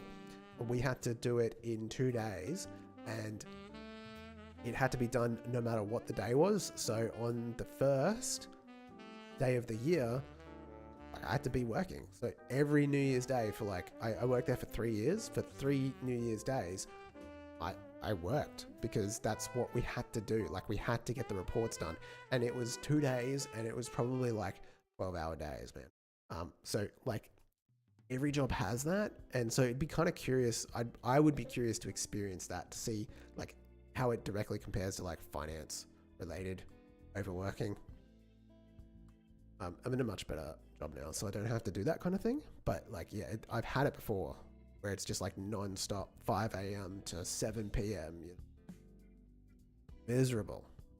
And then some. Okay, so now we've got the function called initialize upgrades.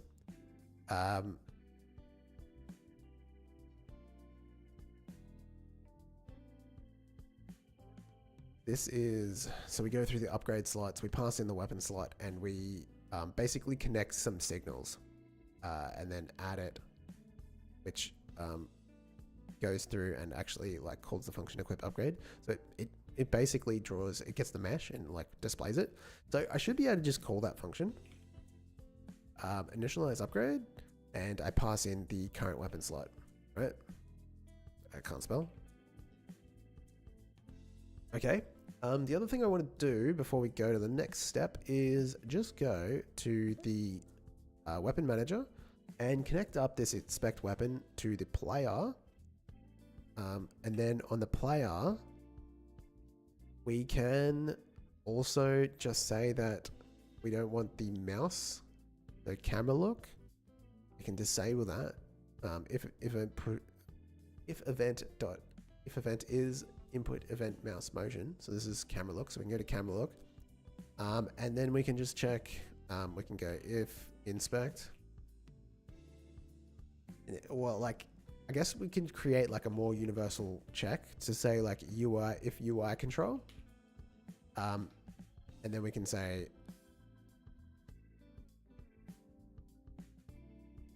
return, right?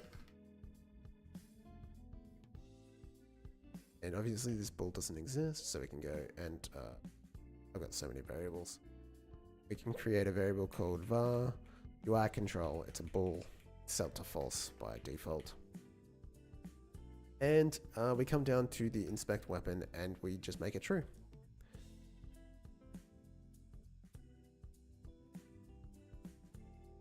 Equals true. And we do that. Blip, blip, blip, blip. We can't spell. This needs to take the weapon resource. I gotta change that, man. It's not right.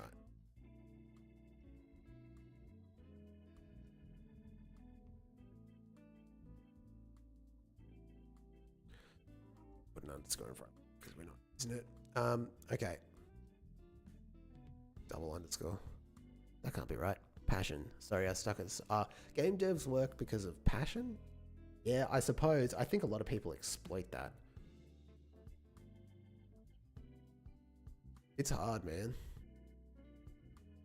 I think if you're doing it for yourself, that's totally fine. And it's really up to you to manage your own work.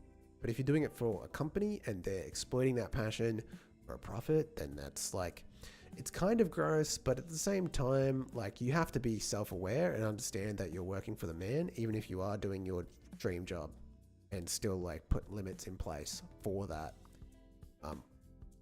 Obviously things are different if you're working, like, there's so many nuances, right? Like if you're working for a company, but it's the game that you are writing, it's your game, right? They're just employing you to make it. Maybe it's a different story. Maybe you feel differently about working on it. There's so many things. This is why the pay is low compared to the same skill and tech, yeah. Even though it's like technically way more difficult, which is pretty hilarious when you think about it. Okay, so we have release. I don't have I don't have a signal for that.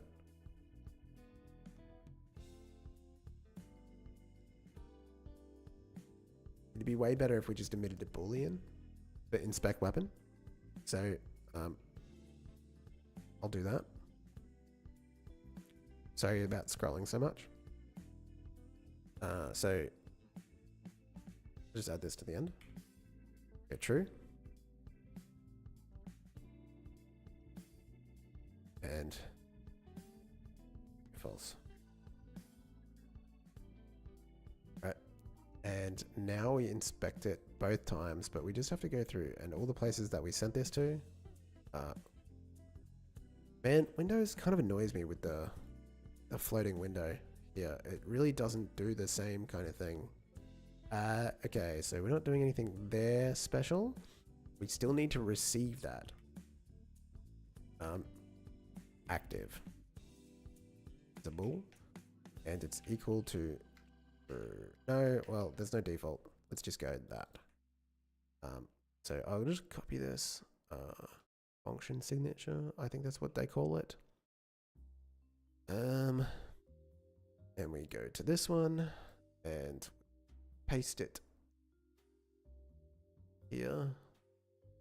Then we go to the player controller. Oh, it's not happy. Expected that. And we can just go like if active show else fat fingers over here hide. So really simple. That again, go to the player character and that, and then just make UI control equal active. All right, awesome. So everything should be put in place. The one thing that I'm thinking, don't like that it does that. The one thing I'm thinking we need to fix is this bit here probably needs to be put on the top level one. And then we can just go mouse mode visible. Like we don't need a check because we know that if we're showing that, we want to make it visible. And if we're hiding it, we want to make it mouse mode captured. Okay. All right. So we should be set. Let's have a look. Go switch to the right weapon. Okay. This is much better. We can still move, which is fine. And if we go to scope, we're getting some errors. Oh, you know what? We forgot to delete the old one. So we're like adding more of them to it and we're getting a bunch of errors. So you can tell that it did work. You can see that it's showing up there. Let's have a look what we're getting. Signal aim down sights is already connected to a given callable. We need to deregister the signals on the old one before the new one. So we probably need to get a function.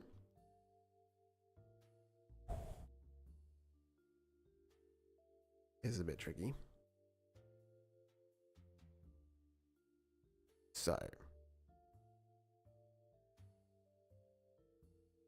yeah, this leads me to something that I've been thinking about that I was hoping that I could avoid until next stream.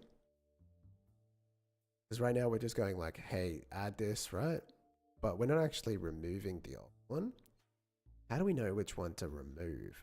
How do we know? Like right now it's just an array of upgrades, right? And realistically, like there are certain upgrades that you're going to have. Like we got one for the sights, we got for the grip, the ammo, all that kind of stuff. So I was thinking about this because I had a bit of a crisis last stream. I mean, 5 people watch. So like, I'll just fill you guys in. Last stream, I was kind of a bit torn on whether this should be a dictionary and array, or I should just hard code the upgrades and what slot. Is it for the sight? Is it for the grip or whatever? So in the end, I just settled on making it an array and looping through that. But realistically, that's kind of hard if I'm equipping and unequipping them to know which upgrade to unequip, right? And there's going to be a standard set of upgrades anyway. So they should be like hard coded. You have like the weapon has a sight upgrade, has a grip upgrade, it has an ammo upgrade, and you select specific ones for that, and that's just it. It'll just make a lot more sense, especially if that's all we're going to display to the player. Like, because we're gonna have to like make a UI for it anyway. So it's like, we don't need to make it so open-ended. So at the bottom here, I've just got weapon upgrade slots. Realistically, we're gonna need a bunch. Or like export var, sight upgrade. Each attachment slot. Yeah. It was one of those things where I did this and I was like, yeah. And then like, I was like in bed, I was doing something else and I was thinking about it. I'm like, it's not gonna work long term. Like it works okay for like, if you don't ever intend to change them. But like, if I wanted to keep it that way, I'd have to pull everything off and then put the new one. But then you don't know which one you're pulling off. Anyway, yeah, you know what I'm saying. So sight upgrade, and it would be a sight upgrade, right? And then that's really clear about what this is, rather than like the problem is now this is going to be like hectic. It's going to be like, what the fuck, bro? Just break everything.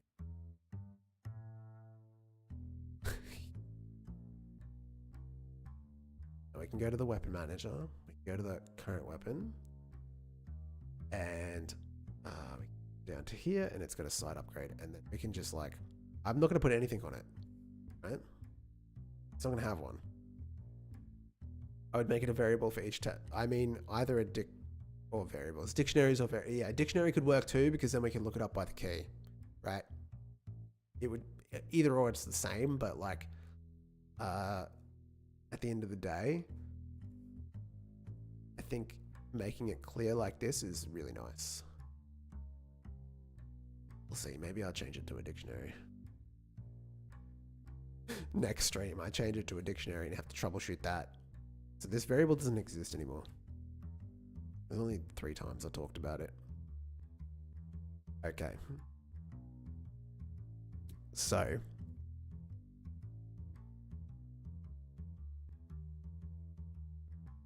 actually think a dictionary, it makes creating the default loadouts easier. And you said that, and I literally just had this thought.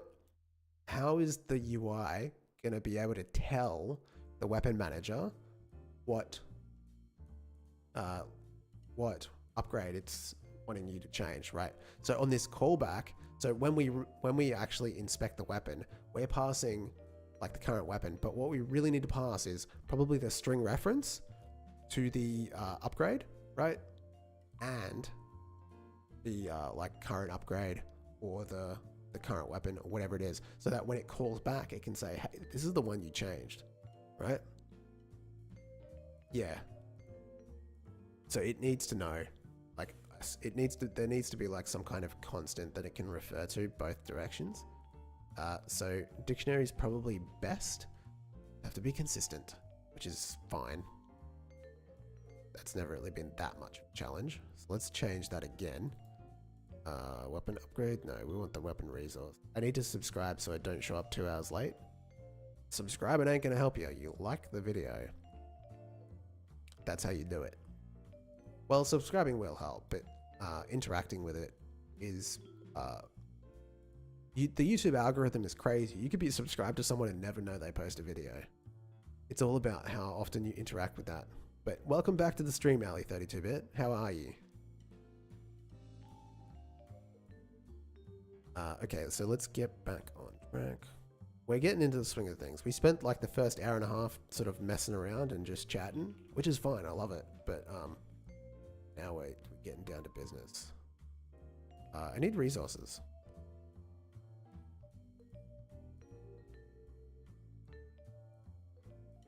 Yeah, but the UI needs to tell, because like when you click on the upgrade, it needs to say like this is the upgrade, right? That's about all I'm worrying about. Like not in terms of appearance, just in terms of like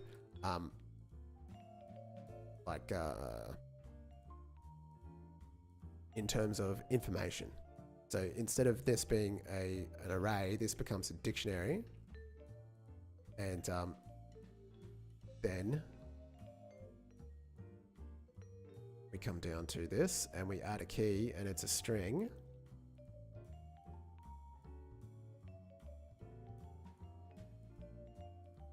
It's a site upgrade. The thing is, you kind of want to the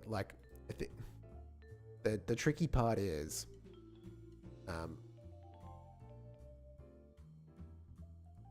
it needs to be the same for every single weapon. We'll see. This will work, but like in terms of ease of use, messing around is how video games are invented. Yeah, literally. So now that we've got that, we can just bring this scope site. All right, let's just say that as an example. Now let's go fix the code because we broke everything. It's okay. Right, so weapon upgrade slots.append is not found in base dictionary. That's fine. We'll fix that in a second. Hard code it so it's the same for each. Hard code the dictionary? Is there a way that you can do that? Oh yeah, it's up here, right? I do that. Actually, I used to do that. Now that you mention it, that was how I originally designed the entire tutorial. It was like there was a dictionary, but it was populated by an array. You know what I mean? That was like the entire thing. Now you got me thinking. We're going a bit back and forth here. We still need to know the array. So this says it's not weapon upgrade slots. This is just weapon upgrades in general. Will you just build the dictionary? No, I don't like that. Hang on a second. Okay. Just comment this out. Watch this. Site upgrade. Site upgrade. The weapon resource. We create a dictionary and we assign each of them. Or, right?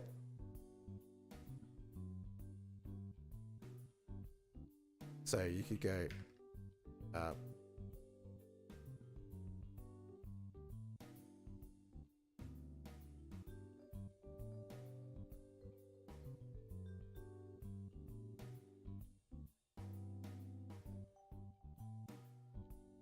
and so it's a variable, right? And then we will have a, would it be a dictionary? It wouldn't be on the weapon manager. It would be on the actual weapon resource. 1.28k points. Great work, man. How do you get points if you're not like, I don't know. I don't know how points work in Twitch. Somebody noticed a little tube where RAM was literally stored and can make pictures. So they intentionally filled the RAM to display a board game. Yeah, it's awesome. It's just like, oh, we could do this. That'd be sick. I'm on the wrong track here. Are you trying to make a variable where you can set the specific upgrade that would be available, or you're doing active attachments variable? This would be active attachments. That's okay. I think we're on the same wavelength. It's just like how I actually feel like it's gonna work best for me at this point. Because I think you're right. Like there needs to be something. The thing is, I can use the name of the variable as a reference to get that information back. And I'm not talking about what's actually available to the player at the moment. That's going to be like later down the track. So right now we're just going to go with that, and I'll use this variable name as the string reference. So which I know how to do. I've done this, a really cool pattern. I quite like to do it. So what we do need though is on the upgrades, well, actually, yeah, they do know what they are because they are site upgrades because it's class based. That's awesome. So it should just work. Whatever we selected, we can pass back and say, oh, we know what it is. So if it's a site upgrade, it can just be a site upgrade. I might need to still create a dictionary that refers to all the different classes and the string references for them. So in the resource, it's called a site upgrade, but this is the name, right? So it's fine. We can just go and get that. The different kinds, different types.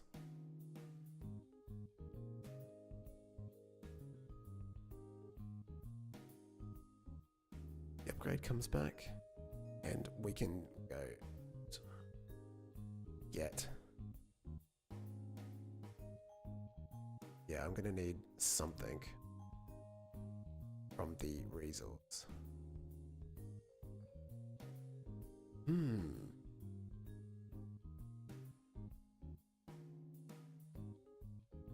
So when it comes back, what's the best way? Like, I'm just trying to think, like, what way do I want this to sit? Because in the site upgrade, I can give this like a little internal variable that matches the variable in the thingo. Mr. Streamer, Robert Patterson, how are ya? How's it going? I'm low in the mix, am I? I've got like yellow on my bars here. So I don't know. Maybe I'm not getting close enough to the thingo. I can turn the gain up really easily. How's that? It should be much better now. The thing is, like, Twitch and YouTube, they normalize. So realistically, like, it shouldn't really matter. Better. Okay, good. I'm gonna turn down the gain on my side. Thing is, I can't hear myself. I can't hear what it sounds like for you guys. So, it's always been a bit low. Now it's better. Yeah, cool. When we were having those audio issues at the start of the stream, I like turned down the gain quite a lot from what it normally is. So it's still quite low compared to where it normally sits, but it's up on the OBS software, so it all equals out. Had you 100% on YouTube? Yeah. I think, yeah, normalization never really works how you expect it. Even though, like, it shouldn't matter. As long as my mix is good, it should bring me up to a level that's normal. That's the whole point.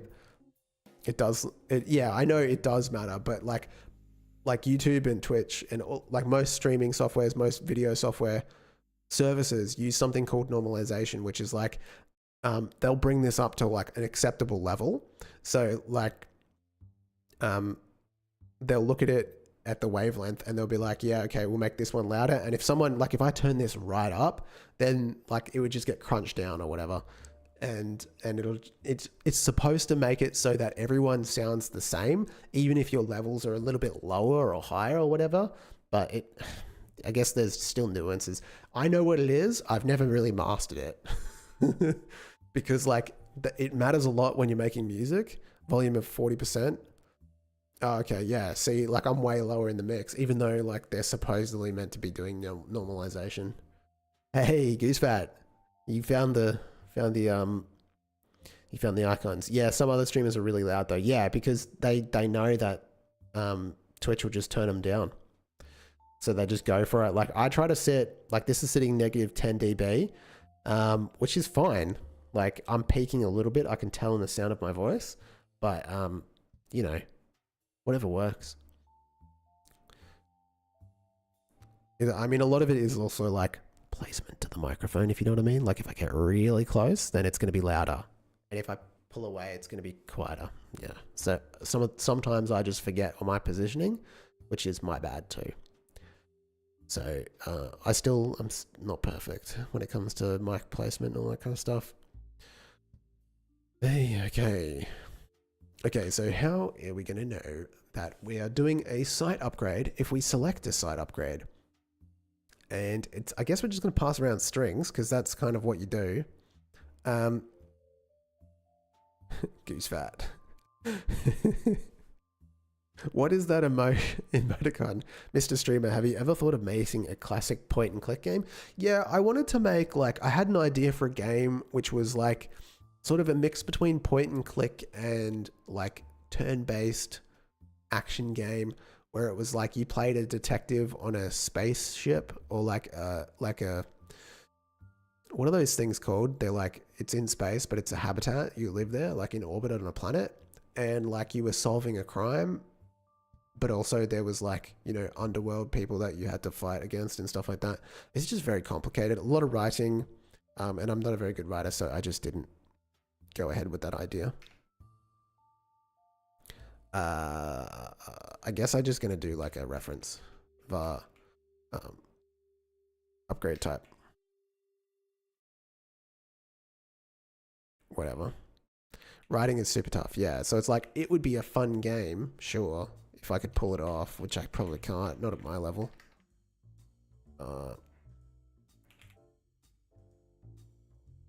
Side upgrade. So what I can do is rather than doing this, I can go to the weapon upgrades and I can create like a type, and I can use this to query. Oh, man, I'm really torn about where I want to put this. Like, I feel like actually it should be in the resource. Like, it has a list of different upgrades. Basically, what I know I have to do is that when I make a selection on the upgrade, I need to tell the weapon manager what upgrade it needs to be doing. So if I select, obviously right now we just have sights, but if it's a hand grip, how do you know, right? It's got to be like a string reference to a dictionary. That's what it has to be. But where does it sit? Like, does it sit in the weapon resource? I think it should. I think that makes the most sense because then I can get to it really easily. Or I could put a string reference in the upgrade that I could use to get to the... Nah, that's too abstract. Writing ain't that hard. I don't know. It just needs some time investment. If you follow some basic principles, then it should be fine. Yeah, I suppose that's true. I don't know because I've never tried. I just assume it's difficult because I wouldn't know where to start. But yeah, one day I'll get to find out. I don't want to put a story I don't want to put like too much of a story into this if it ever gets past the prototype phase. Yeah, like no one's gonna care, so I want it to be more about the gameplay. Okay, so I've decided weapon resources is going to have a variable.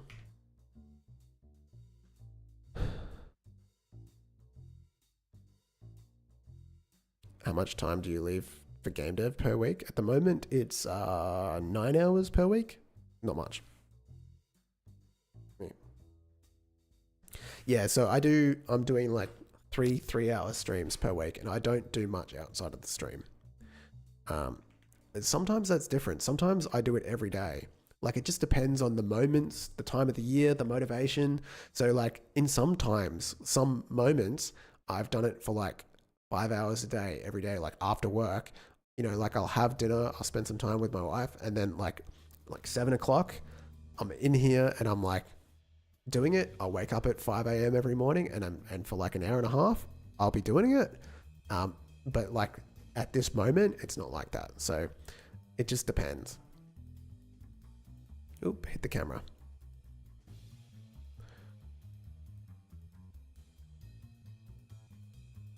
If I had to condense it, a good story follows 3 rules.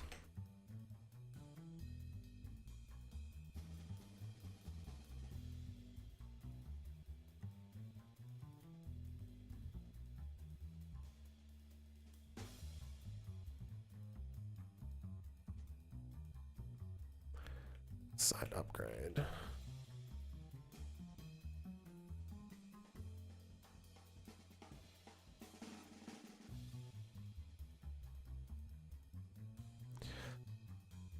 Sometimes I focus and forget about time. Yeah.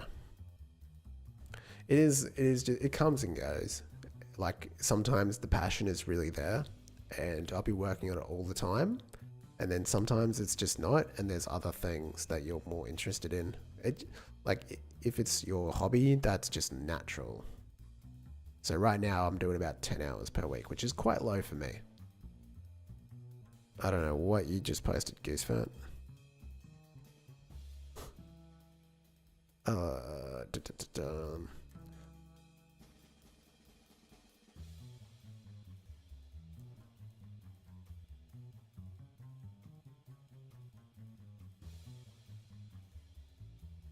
Yeah, okay. So the actual upgrades are still going to need to have a type. We're going to still need to like know how to refer to them.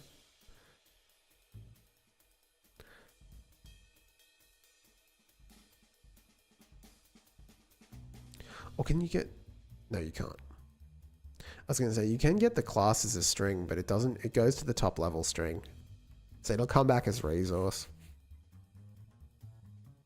Rule 1 would be that you write things in the format of this happened because X, and don't write in the format of this happened then that happened. Basically use cause and effect. Okay, so you break it down to more simplistic rules.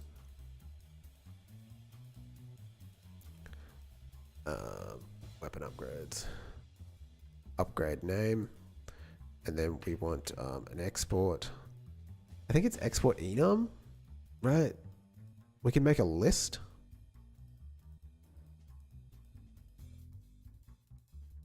I forget how to do them.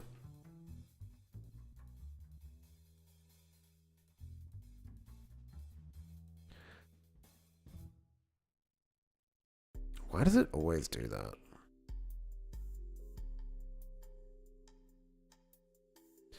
Name string.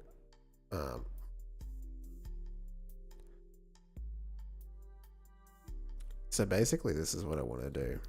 If you want to specify the initial value, so basically this, but like the different types.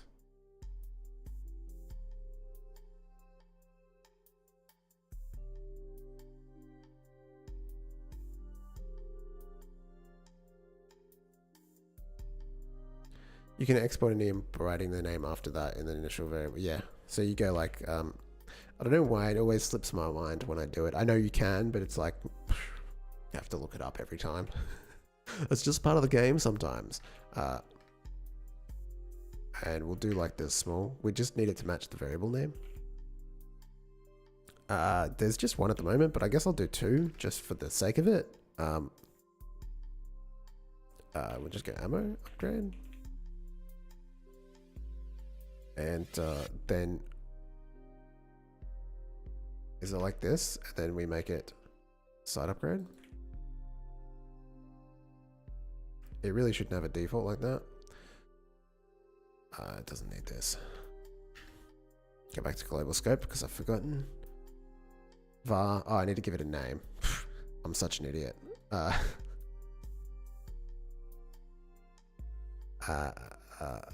Site. No. Upgrade type. And now it will be a string. Don't you only want the available upgrades in the resource? No, I'm not there yet. I'm doing like just upgrades in general. And then we'll worry about like what's available later. Don't you only want available upgrades in the resource and then active upgrades in the scene? Yeah, like I don't even want the resource to know what's available. So I'll create like an inventory for that, but later. Right now I'm just working on getting the communication down. The default is site upgrade. I don't know about that, but we'll worry about it later. Or we give it no default. It's probably better. And so now if we go to laser site, we've got upgrade type and we go site upgrade. Right, and so that matches the variable name. So what we can do is when we get the option button equip, it sends the upgrade and then we can just query. So we can go current weapon slot dot weapon dot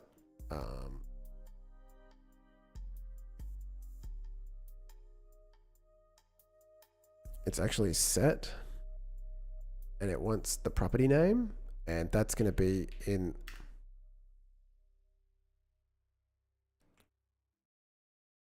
this weapon upgrade slot. No, this is the part where we want to add our bit, so we can go like plus weapon upgrade. This is really flimsy. I'll need to like work on this and make it more foolproof. Weapon upgrade dot upgrade type.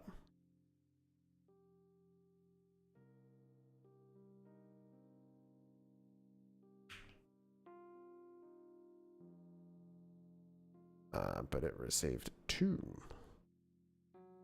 Right, it needs something else. What does it need? Oh, the value. That. Right. So the upgrade type is going to match the weapon resource. I could use the dictionary. I don't know. It's an idea. But right now it just matches the string name here. So we can use that as a way to get to it, which is going to work. But if we want to do that long term, I don't know. Now, we changed a bunch of stuff. So the initialize function is not going to work anymore. Because it was going for I in weapon upgrade slots. We have to connect the signals. Realistically, like we could still have that variable, but it's just an internal variable, and it's an array equal to all the variables available. Resources for this stuff doesn't change in real time. A dictionary is for things that do. Resources do change in real time, and you can. It's no problems. I do it all the time. Where do people get the idea that resources don't change in real time? Yeah. Because like people tell me that often.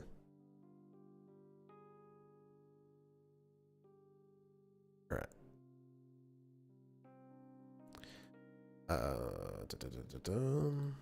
Is this probably still going to break? Because I'm probably forgetting something.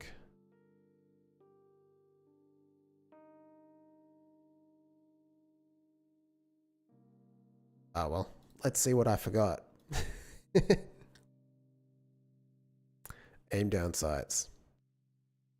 On base nil. Okay. I is null.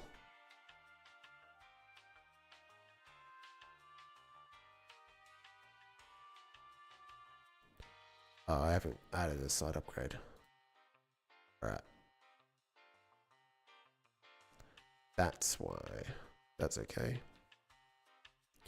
If I. The problem is that they're shared, which is totally fine for this purpose. I actually want that property. So if you have the same resource in 2 places, they both change. Are meant to be saved as files. So if you change a variable in the resource, it will change it for any node that's using it. Yeah, that's the point. I kind of want that. That's like a desired feature. When I'm making a resource, like an upgrade, we want that stuff like we had to edit it in engine, right? Like the mesh of the upgrade, like what it is, where it sits, all that kind of stuff. Totally fine. We set that as a resource in the engine, and then when it comes to like selecting the upgrade, we got that resource, right? And we can just throw that at the weapon manager and say, hey, this is the upgrade. Look at this, look at that, look at this. So what I'm doing is like connect this signal, aim down sights, add the upgrade, and then like look at the pack scene. So this is the mesh that's part of the upgrade. Add this to the weapon and get the node that's in the path. All the so we basically just unpack that information when we add the upgrade to the weapon. If I can get the game to run. That's what'll totally happen.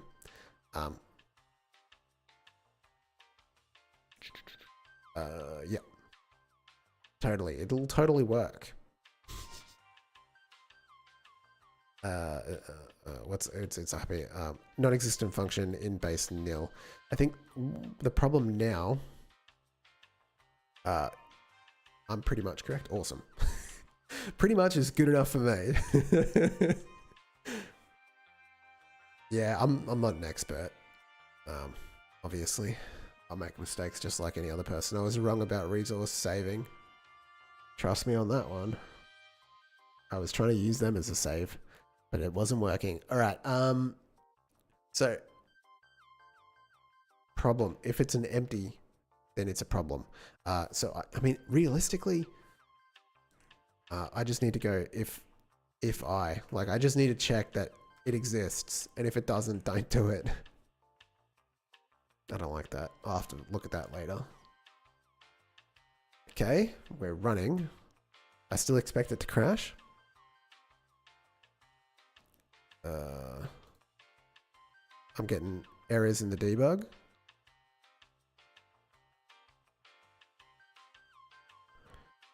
Signal aim down sights is already connected to a given callable. Exit aim down sights in that object is already connected. Oh, right. This is back to the whole issue, right? So, rip. Wait, hang on a second. Why did that have... I need to just do something.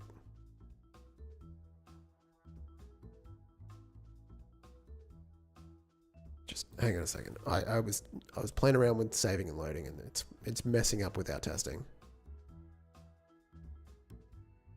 Just comment these two lines out. I think it'll be fine after that.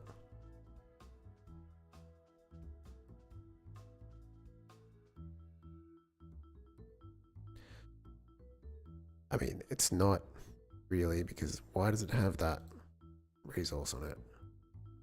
It really shouldn't. I think it was blank. That was the entire reason I was having errors before. What's that doing there?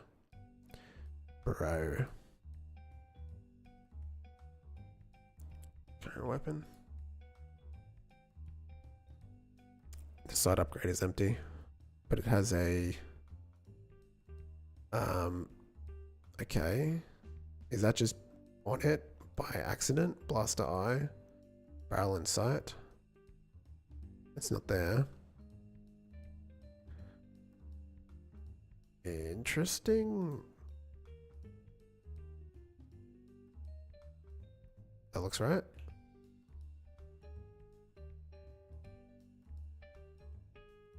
So it shouldn't be visible. Why are you there? Okay, so let's think about what we're doing here. We initialize, and then we initialize upgrades, and we connect it, and then we instantiate the mesh. So if there isn't a mesh, then why would it be instantiated? It's definitely not in this scene. Let's try the player scene. I don't see it here. I don't think there's any issues with like editable children, because obviously it's not. Not in this scene, just mistakenly. So that's not, it's not any kind of obvious issue. Run the game again. Still there. Shouldn't be. Issues. Player character. M4A1.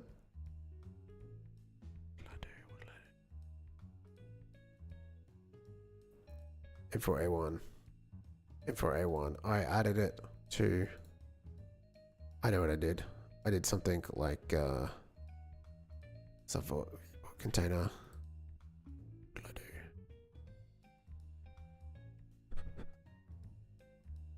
Do I know what I did? I don't think I do. What if I run the scene locally? Still there? What's it doing there, bro? Bro, why are you there?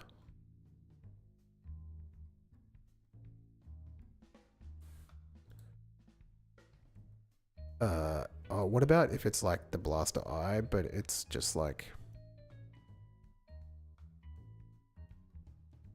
where is it in the, well, it doesn't work that way, so that would be fine. What if I make it something else? Like, does this even still work? I don't know.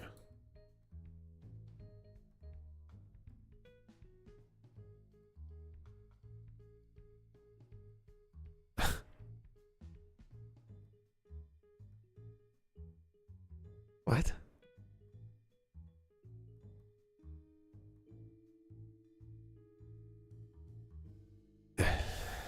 It always amazes me. This is something to do with this function because I messed with all the variables to try and like make that other stuff work. So let's just have a look at this. It's definitely related. So if we go weapon upgrade slots, we loop through that, and it is just an array of the current weapon upgrades. So it should be fine, but it could also be resource related. So I might need to build that up on my side or just list them out manually. There's only going to be like 6. So at the end of the day, I actually don't think that's a big deal. I could even build my own dictionary if I wanted to. Probably not worth it. Or maybe. So the resource. So what if I print I? I'm kind of curious to see, like, could it just be like a resource related error? Like just, I'm using it not really how it's supposed to be with that dictionary or array. It's null. So yeah, that's not how they're meant to work. Let's not worry about that. So delete that. So what we're going to do instead is we're not going to loop through the weapon upgrade slots because it doesn't exist anymore. I need to like find that. 3 matches. It's commented out. That's fine.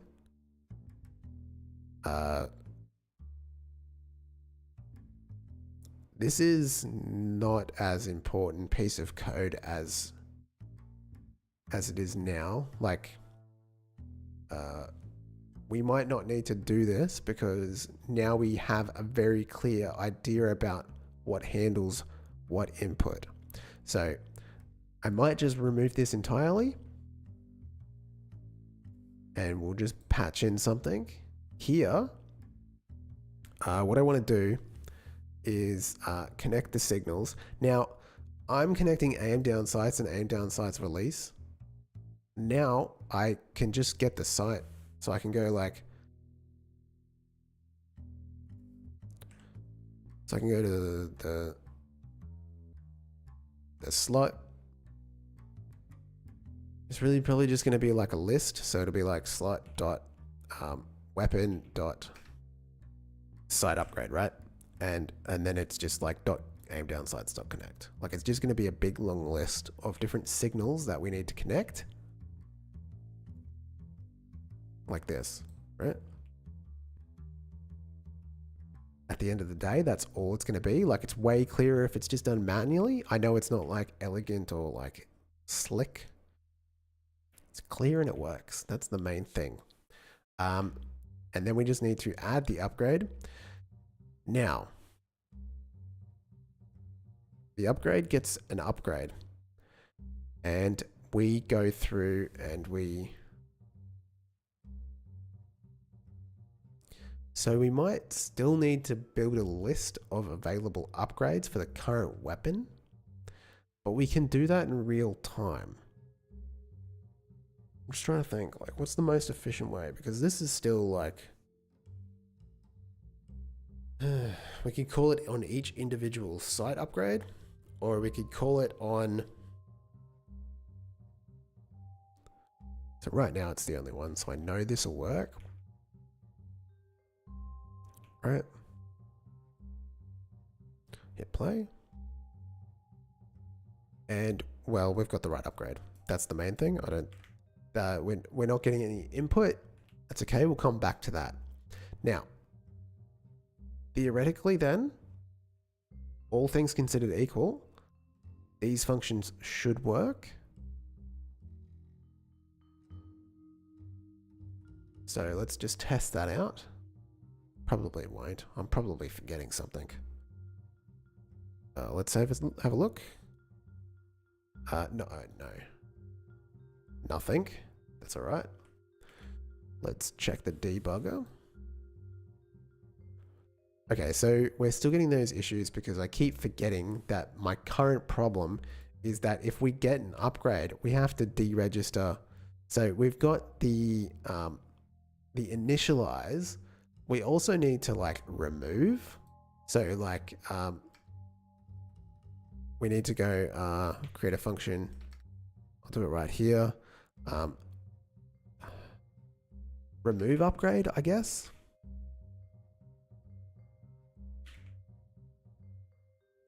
And I guess we want to be really specific, so it'll take an upgrade,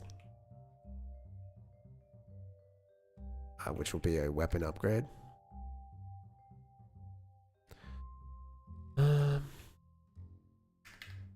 And these we have to basically do like upgrade, disconnect, aim down sights. We might need to like figure out how we can tell what kind of upgrade it is. It's still probably end up going to be like a big match to find out like which signals we need to disconnect. Right now it'll just be all of them. So upgrade. I really just need this. So aim down sights dot disconnect, and the callable. Having a list seems ideal here. If you have one clean index to reference everything related to the upgrade in question, yes. Yes, we will.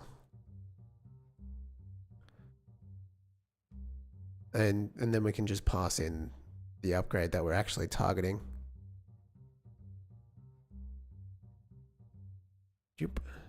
And put that there and disconnect. And the callable is exit aim down sights. And then we'll also need to remove upgrade. That's a function already? Yeah, that's a function already. Okay, so remove upgrade, add upgrade, initialize. Is there like a de-initialize? Is that a word? Can I use that here? Comment that out. This is kind of dumb.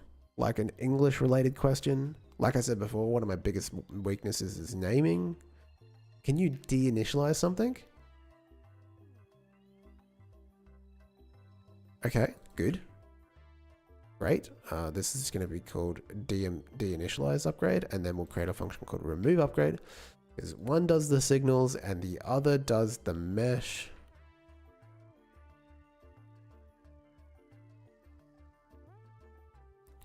It's uninitialize. Thank you. That works perfectly fine as well.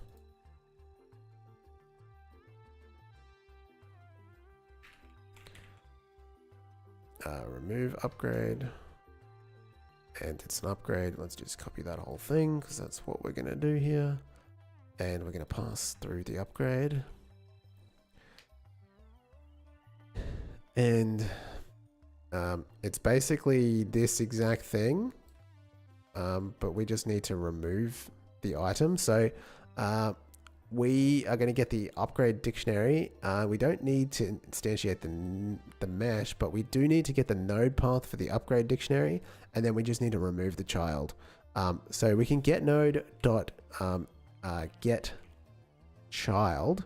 It will be the first one. For now, that's fine, but later on, I don't think we're going to add more than one child to each of the helper nodes. To like, basically this node is just where the upgrade sits on the mesh.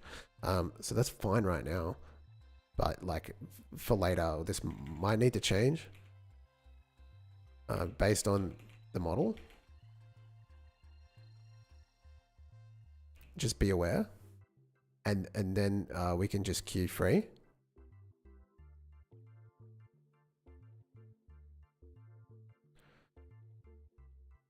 So that we remove it.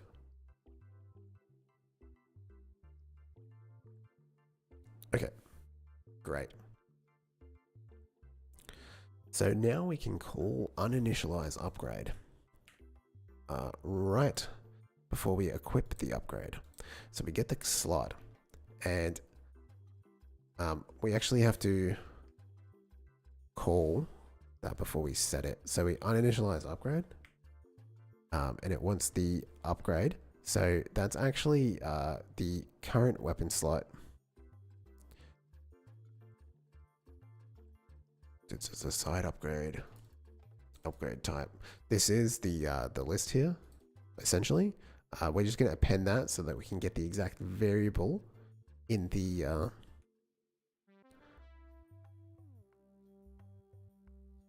so we are going to get that. So var upgrade to change equals, and it's just a string. We can go call get on that, so we get that variable.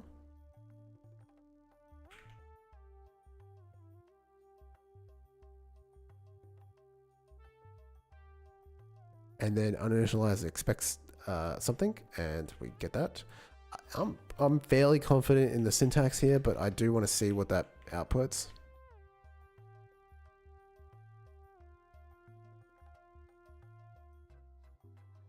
Just to double check.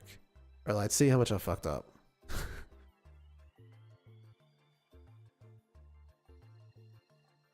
Crashed.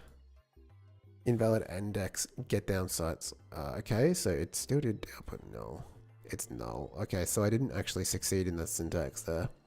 Interesting. I thought that was correct.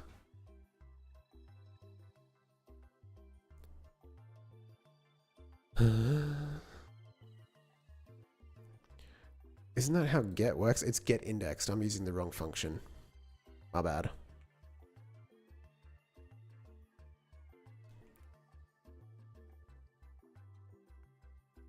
Get indexed. That's because that's what it's supposed to be. So I can just turn it into a string reference. And then I guess this also needs to be set indexed.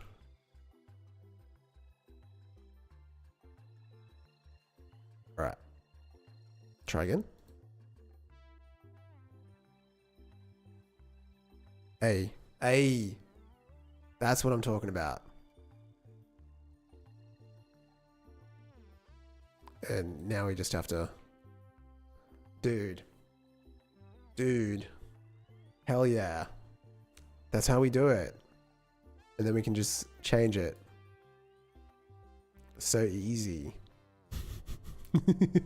Alright, let's try to like fix the inputs. Okay. I guess like it sounds like, I think that the thing to keep in mind is that a lot of this is it's still kind of pseudocode, right? Because I'm picturing a bigger system that I haven't built yet, and I'm kind of just like, I think this will work. I'll try this, and so like this works right now. Does it work for a wider group of upgrades? I don't know. We'll find out. Okay. Now I want to see the UI float. Yeah, that would be the cool part where it like you got like a little list, like little lines coming off the things. We'll do that eventually. Let's work on functionality. Okay, so the input. So the input was just originally it was just passed to all of the upgrades, and that works. But also, we probably don't need to do that if we have very clear defined buttons to do certain things. So the right mouse button is going to be the site upgrade. It's not going to be anything else.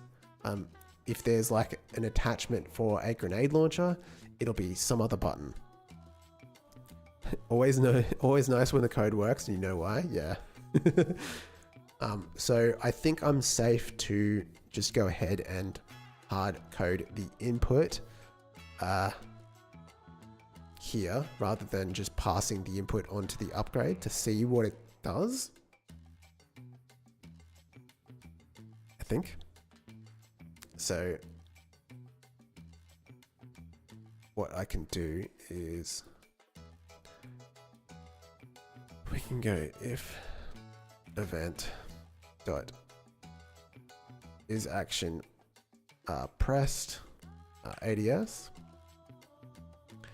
And we can probably go for, and I think it's enter ADS. Aim down sights is just the function. Aim down sights, we are still going to need to check before we call this function. Well, actually, you know what? We can just go, we can go current weapon, slight, weapon, dot sight upgrade, dot, I think it's like weapon, what is it there? Weapon upgrade input. Just pass it down to that. Everything will work as normal. We do need to make sure that we do have a sight upgrade.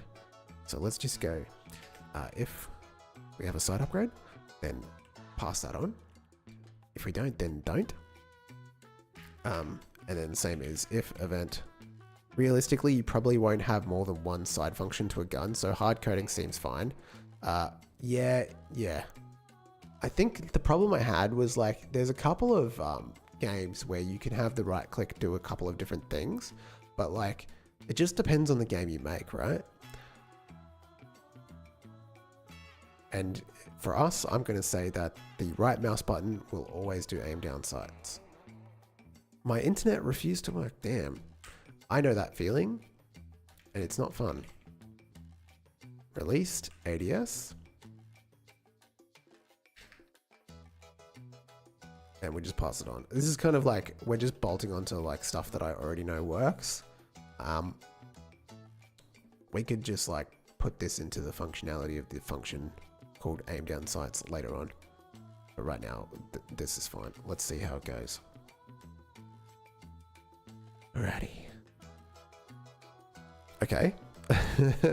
We've got some UI issues. Why is that?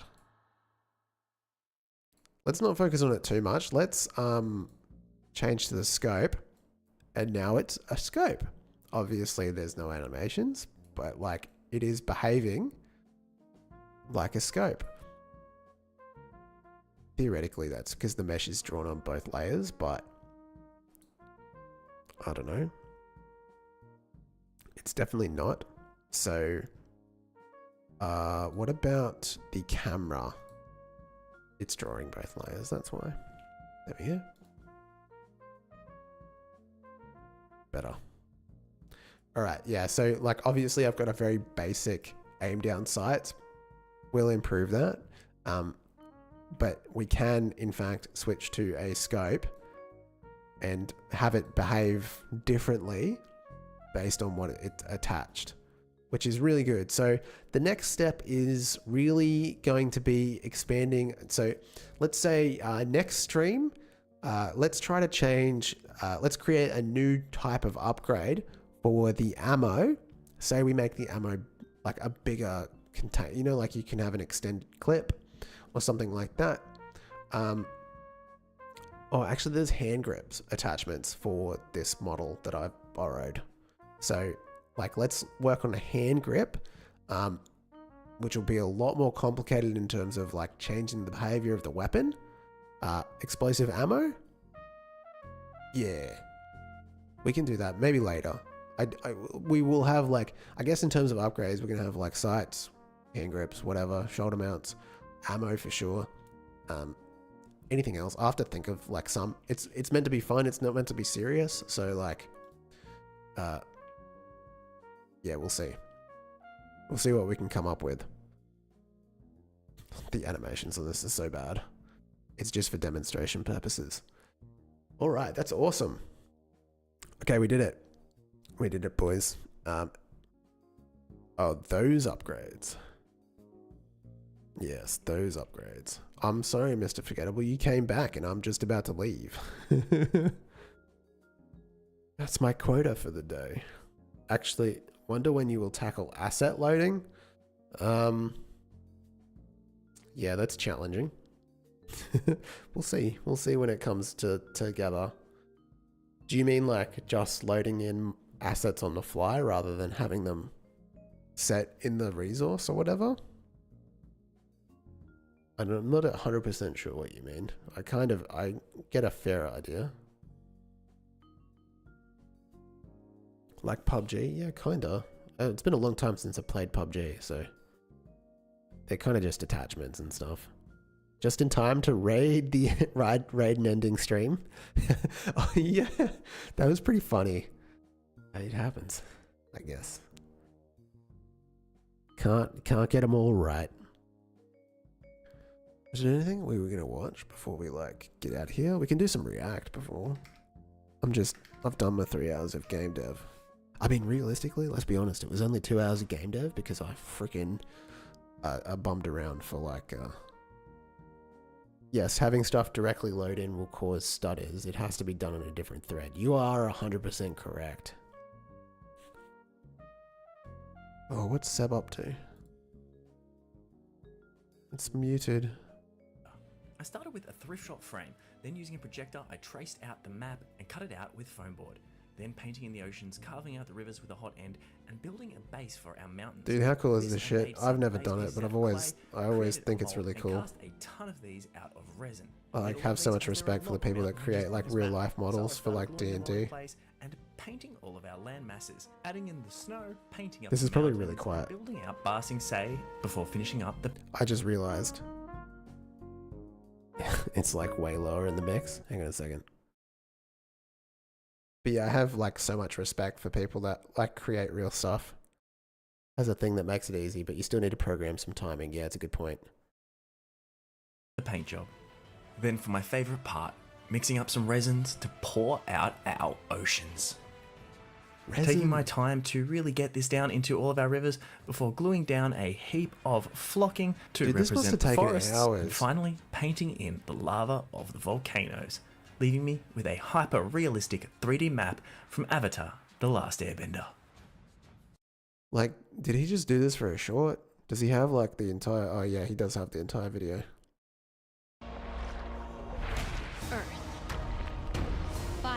I haven't actually checked with Seb if he like is okay with the React. Long ago, the four nations lived together. 4 months ago, okay. This week we're making the map. You used to do dioramas and stuff. That's so cool. I've never done like D&D, but I've always been really fascinated by it, and I think I would like it if I did it, but like I just don't have time. Do you guys like Avatar? I never really watched it. Like, I didn't have Nickelodeon when I was a kid. Like, it's a paid channel. I do woodworking, but I'm just not interested in resin stuff, like river tables and such. Oh, theirs is so cool, though. Like, you see people do them on, like, Instagram and stuff, but, you know, it looks really cool. I feel like the chemicals can't be good for you. You got to be wearing, like, proper PPE for that stuff. In the past, I made the map from Breath of the Wild, and you guys really seem to like that. So that kicked me off on thinking how much I would love to have a whole heap of display pieces. I don't know if Seb does Avatar D&D. And I know he's like a D&D guy, and like that's what he does on his channel. He makes like models and stuff for D&D, which I think is really fascinating and cool, but I want to do custom fitted diorama for bookshelves or something. Oh, that's cool. From some of my favorite fantasy maps. So the first one's going to be Avatar, and we're probably going to have some more in the future. So let me know what you'd like to see me do next. 10 out of so 10? To start this build, I needed to find some... What's a diorama? Is this like an English versus American English thing? What's a diorama? You don't... Bro, come on. Diorama. It's just this. It's like a, you know, people do them in shoeboxes. That's like when you're in primary school, you have like everyone in primary school has an assignment to make a diorama. For whatever reason. I don't know why they make us do this stuff. Like, what's the point?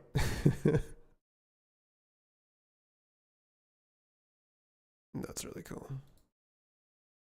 Some reference images. We obviously have the map from the opening credits, but it didn't have as much detail as I would have liked. Yeah, so I jumped like on Google and found a few really nice recreations of the map. I'm going to be using these two here throughout this entire process. Now that we've picked out our reference images, we're going to need a frame. So oh yeah, it's like we unlocked a core memory for you. Like, you know, you're like in grade 6 or whatever, and you had to like make a diorama of the dinosaurs going extinct. I head down to the local thrift shop and find an old painting that I can repurpose its frame. This one will do nicely. So I take that home, get out the old handy projector and project our map onto the right size for the frame before grabbing out a piece of foam board. I'm going to be using these thin foam boards as our main structure for the islands, so we line that up and we start tracing around all of our land masses. I'm using a gold paint pen as it really stands out nicely and reflects that. It was actually a hobby? That's really fascinating, because I guess it's somewhat related to this kind of thing. Like I can never picture myself doing stuff like this. But I do have a lot of respect for Projector it. back at and me, I find it fascinating. so I find it easy to I mean, come on, guys. Do you think I got the attention span for this? highlight our I gotta get distracted at this point and go do something else. islands. Once they're all highlighted, we switch off the projector and we have our basic islands shape. Now, to make sure that we have them lined up properly, we're going to trace everything out again, but this time on the back of the painting. Dude, I'll be actually, using a... you know, speaking of woodwork, like I couldn't do that. I did that, at my school in particular, they made us do like one class of everything when we first got to high school, and I did woodwork and steelwork, and like I'm so bad. I literally don't let me near tools. Like, you like the new overlay? Awesome. There was like my dog, but I couldn't get the camera to work. I had the dog up in the top right hand corner. I don't know if you can see it. I can't like put the source back. I had to take it all off. I need to actually. Here's the trick. Like I used all the Godot colors, right? But it's not like an actual overlay. It's just like blocks, color sources in OBS. Oh yeah. So it's like I can just turn them all off individually. I think I want to make something a little bit more like hard, like get into GIMP and actually draw it out. I made the background. The trees are from an asset pack, but everything else is, I made it. So where is it? Camera. Like the ground, the background and the mountains, they're very basic, but the trees, they're from an asset pack, but I'm just in the forest. Just chilling out in the forest. I don't live in a forest. I should be a beach. I live on the beach, guys. Like it'd be way more accurate, like lore accurate, if it was a beach behind me rather than a forest, because I live on the beach, not on the beach, but like close. Black permanent marker this time, as it stands out a lot nicer on the wood. This one doesn't have to be perfect, but Terraria it gives us background. a nice guidance. Yeah. I need to like, how do people get those things that walk around their screen? I should do something like that. I don't know. I was trying to think of like different things, like get the dog picture, and like if people donate a certain amount of bits on Twitch, like I give her a treat or something. I don't know. But then like, what if people donate too much? And I have to give her like tons of treats. Or like, I don't know, if someone subs, I give her a treat or something like that. Or like I need like more things on screen to keep people that don't look like Australia, mate. Yeah, nah, it's not very Australian. It needs, right, okay, so if it's lore accurate, it needs to be a beach. There needs to be like Instagram models all over the beach, because like if you come to where I live, it's just like Insta models everywhere. You go to the beach, they're just all there taking selfies. It's super annoying. A shark in the background, some ripped dude walking down the beach with tats all over him. Did you forget to eat my Vegemite? I love Vegemite. It's so good. Needs more kangaroos. Yeah. Where the kangaroos at? Nowhere to be seen. Where the koalas at? The koalas, they're kind of hard to find. Although I technically live in a koala zone. I've never seen them. But like, if you check the zoning, it's like, oh, you're in a koala zone, mate. So you can't knock down your trees because you're in a koala zone, mate. as to where to glue down our islands once we cut them all out. And now we have our frame and our guidance lines ready to go. Now I'm going to pull out some masking tape and tape everything off, so as I'm painting. Yeah, I joke about this all the time. I feel like the government cares more about the wildlife than it does us. They have like all these rules. Like we can't, I mean, and I think some of them are justified. Like you can't have your dogs out after 7 o'clock because like possums and koalas and stuff. And so like, cause like, yeah, my dog would just try to get them and that's bad. And you need to, are you how to basic though? No, is he, he's a, what has he done? But sir, this is a human zone. I know how to basic, right?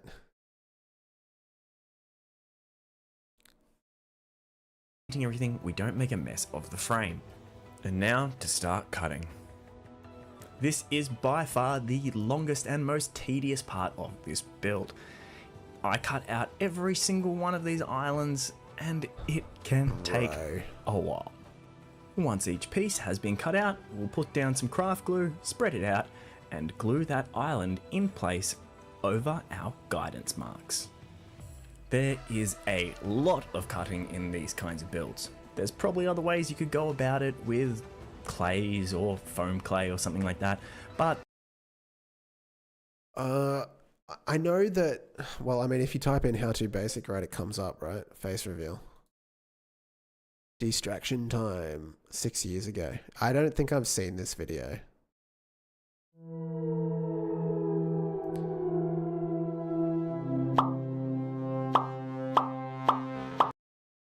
Basically flexing his patience and will to do something. Right. Yeah.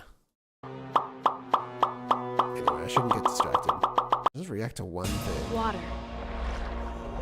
Oh, I've Guidance, lost my place. glue mixed with some blue paint. Handy later when we pour our resin. And I just keep going around using little scraps for some of the tiny islands, cutting everything out and gluing them in place. I personally think it's much easier to cut out one island and then glue it down, as this helps you keep everything in the right places and not Going mix on them journeys. all up. And with the largest landmass of the Earth Kingdom glued down, we're pretty close to having everything in place, with just a few more small Have you guys watched the islands live to action? I get haven't seen it down. yet. And there we have our full base map. Is it good? Now I'm going to I come heard in with it's some not. cheap acrylic blue paint and paint in our oceans.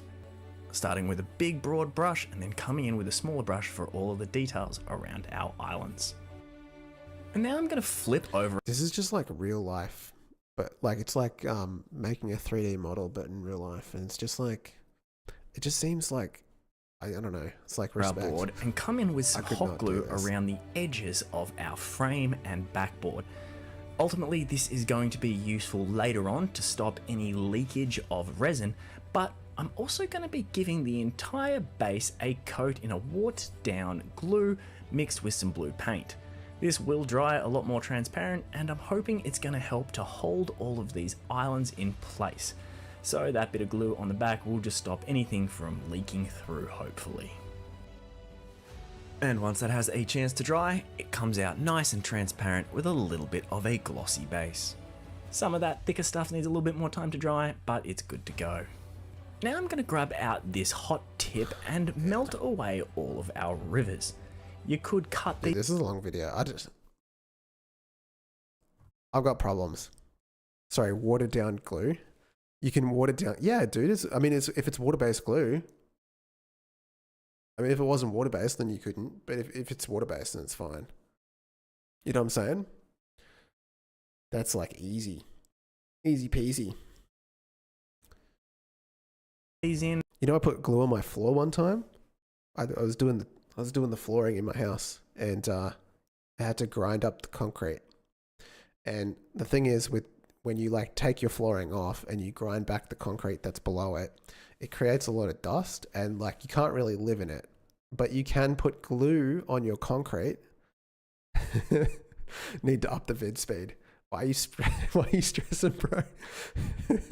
I literally look at the timer and go like, man, this is a long video. I don't know if I can handle this. My brain is so broken. Foam cutter really makes this TikTok a just lot broke easier, it. as I can just run it along all of these areas that I've marked out. It's our actually rivers, sad. and it will Because like burn away and I feel like at some point I had a better attention span, but like now I just don't.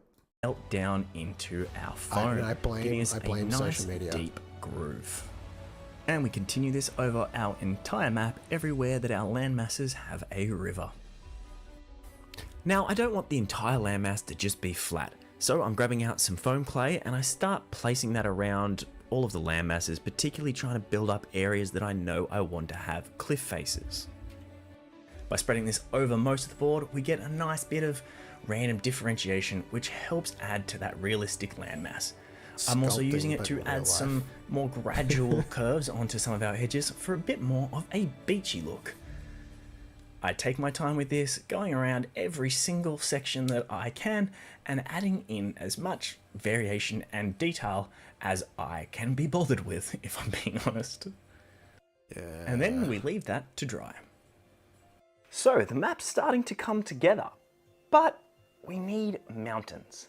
This map has a ton of mountains. So instead of building each one of them individually, what I'm going to do is make up a few basic shapes using What is some going on clay, with your hair? pour a silicone mold, and make a whole ton of them by casting them in resin. Yeah. So yeah, he's first we're ripped. going to need to make our masters. I'm just taking some oven-dried clay and giving some rough mountain shapes before coming in with some... Alright.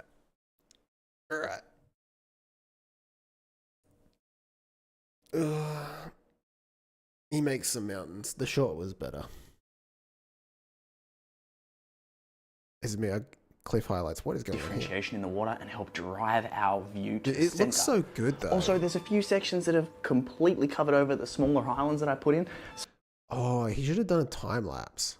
So I'm going to come back in now with a little bit of that texture paste and build them up again on top of the water, as well as cleaning up all of the edges around all of these rivers where I kind of bled over the edge either with the blue paint originally or with the resin.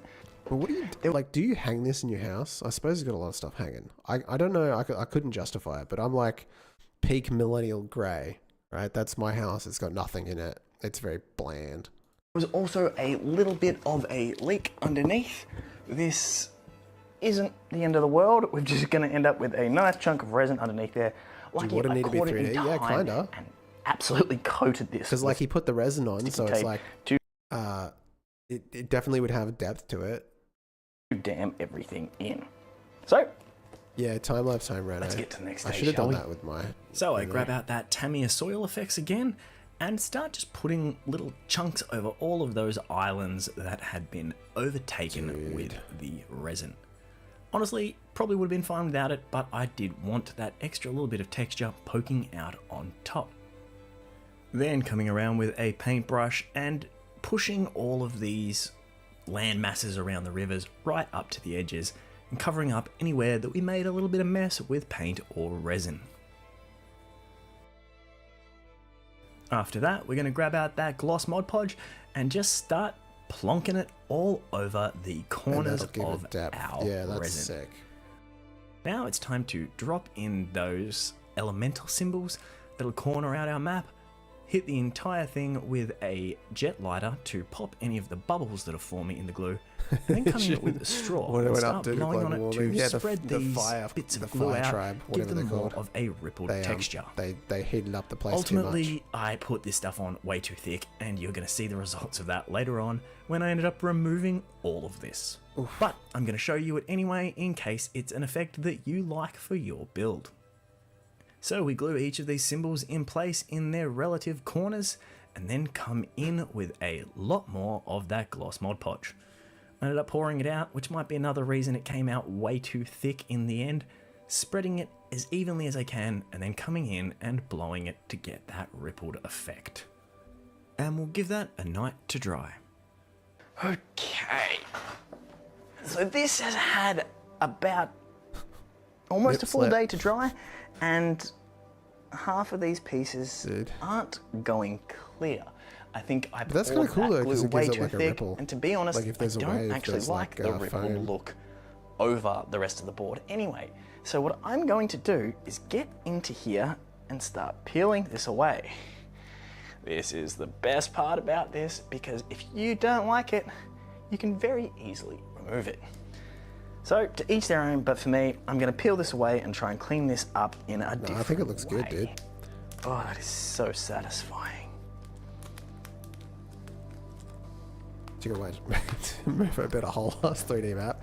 I mean, it's like his content, so like, you know. He's like, I think he's like me. All right, Has so we've like a cleaned regular all that job, up. but Now still, it's time to add in our just doing it for forests. fun and So make a I'm video. gonna grab out a heap of different flockings. The main one I'm probably gonna be using are these bigger, thicker ones here, but I want them a little bit thinner. So I'm gonna grab those out and throw them into a coffee grinder. I'm going to be using two different grinder for the colours so we herbs. get a Yep, nice bit of been there. variation in our trees and basically just blast them, It reminds me of my youth so much. leaving us with some nice thinned out smaller foliage that has a good mix of colours. Now we go back to our original reference maps, zoom on into each section and start applying glue. I'm just using a cheap PVA glue here. It might dry a little bit Yeah. glossy, but we're going to I cover it thought up we were with like some so matte smart later for on. using that too. And Once we have it realistically, spread like, just do out, it by hand. we just I don't start know. dropping in our flocking and pressing it down nice and firm. We're going to work our way around all of the areas of forest over the entire board. This is another one of those sections of this build that can be a little bit tedious. Must have taken but ages. ultimately, Should have put a it clock. makes I would for love a to know how long this brilliant took him. effect. So I'm constantly going back and forth between my reference images to make sure I put the forests in the correct areas and fill them in with a good amount. Sometimes coming in with some extra flocking. Then once everything is done, coming in Who's with fat? a You're still mix around. of What's matte going on, Mod man? Podge and water and soaking this into all of these bits of flocking. Dude. This is going to help hold everything in place and make it nice and solid once it's dried. If you go without this, you might find yourself losing bits of flocking over time when the map is hung on the wall. Right now, that looks weird and white, but we leave that overnight and it dries nice and clear, leaving us with some solid looking forests that are also nice and secure to our board. Now for some final details. We're going to be adding some farmland to the outer walls of Ba Sing Se, and then adding a slightly different brown tone over the walls to help it stand out against the surrounding environment. Damn. It looks so good. And now as our final touch, we're going to be adding back in the elemental He took signs. them off. Since they came off with the glue earlier, we're just going to be super gluing them down this time. I know these aren't the symbols used on the map in the opening credits, but I wanted to use these ones for my build. And that's the fun of building something yourself. You can do whatever you please. No, This build not came out allowed. pretty damn cool in my opinion. There is some little issues around the edges where the resin didn't pull out properly, and some of the ways I attempted to cover that didn't really work how I What if he wanted, sells it? but that's all Like, what do part you of the do with fun that of when these you're done? crafting projects. Sometimes you have to stop and pivot or undo something, but nothing's ever ruined. You can always make do and figure something out. I do think I want to come back in as well and add some lava and some more elements to the volcanoes. Like, you could chuck that on Etsy. Maybe I should add the volcanoes in now. Yeah, let's do it. So I grabbed the brightest yellow I could find and started dripping it out the top of our volcanoes. I then went around and repeated this over all of the other mountaintops in the Fire Nation. I think I might have done a couple of mountains that didn't need volcanoes, but eh. After the yellow was dry, I came in with an orange, trying to kind of blend bits and pieces but mostly keep them separate, and then coming in with a bright glossy red over the top of I feel all of like them. you should have done it the other way around. Like red at the bottom and then brighter stuff on top. No way, bro said, let's do it. When doing something like lava, you want to start with the brightest color and work your way up to the darkest, the opposite to most painting techniques. And there we have it, a finished map from Avatar: The Last Airbender. And I am stoked with how this has come out. I personally love the end result for this build. Working at this scale for maps was a lot of fun. The mountains look awesome. The forests have come out with a really natural look, and overall, I'm just loving this map. Scale is a little bit difficult for things like cities and other stuff I would love to get included on the map, but overall, it really works for things like the mountain ranges and the forests and some of these sick, man. bigger elements to the world. And it's a map. A lot of maps don't have every single city in detail, so this is more than good enough for what my design needs to be. But I do want to do a follow-up at some point where I add in a lot more details, like a few more of the cities, like a Marshu, the Northern Water Kingdom, and a few of our air temples. I feel Is like there they any would other be little too details small. you'd like to see me add if I guess do it's do a not to follow-up? scale. Please let me know in the I don't comments know below anything and I'll about add this them stuff. to the list. I hope you guys have enjoyed this one, and I'd love to see what you guys can do if you I have a think go this at is building really something cool. like this yourself. This is Zeb Make Stuff. Nice map, bro. Just leave a comment.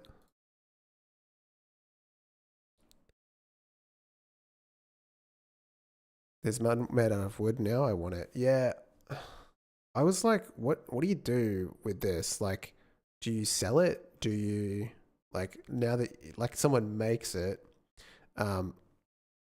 like, do you just hang it up? Maybe he just did it for himself. Or just love the game so he could make the content. He's been doing well lately. That's awesome. Cool. Cool. All right. I'm going to go to bed, guys. I'm tired. In the trash it goes. Yeah. It's like very cool. Okay, job done. Finished editing the video, post, in it goes. He did like one with Hyrule. They got like mad views. So cool. Send them to the furries? Are furries into Avatar? They probably would like Avatar, but like there's a crossover between people who like, I mean, Avatar's not really anime, but like animation or like more mature cartoons. I don't know how you call Avatar. It's just like, you know, 10:45, go to sleep. Yeah. Leaned against the wall on the floor because wife says no. Yeah, it's in the man cave. It's in the goon cave because you can't put it in the house. Send the Twitch chats. Oh, send Twitch to the furries. Hey, listen, there's nothing wrong with furries. If someone wants to do that, like, that's fine by me. I actually have no issues. It's just fun, right? Okay, let's try not to give a stream that's like going out. Guitar development, Dan Grapp, Kenny Jam, Wolfric. Oh, I know that guy. Yeah. Yep. We'll do him. Let's go. All right, guys. Thank you so much for hanging out. I gotta thank the sponsors. Let me go to projects. I really gotta get like a shortcut for this. Let's pin this. Pin to quick access. Right. One more moment, please, while I thank the Patreons and the members. Okay, Jips, Hazza, Color Pants, Rab, Big Green, Nike, Jice, Bricky T, YGG, Skullmonger, and Mr. Sparkle. Thank you so much. Oh my god. Good gang. For sponsoring or like joining the Patreon, YouTube members, Twitch subscribers. It makes a big difference. Keeps me motivated. Really appreciate it. All right. Thank you guys so much. I will see you on Monday.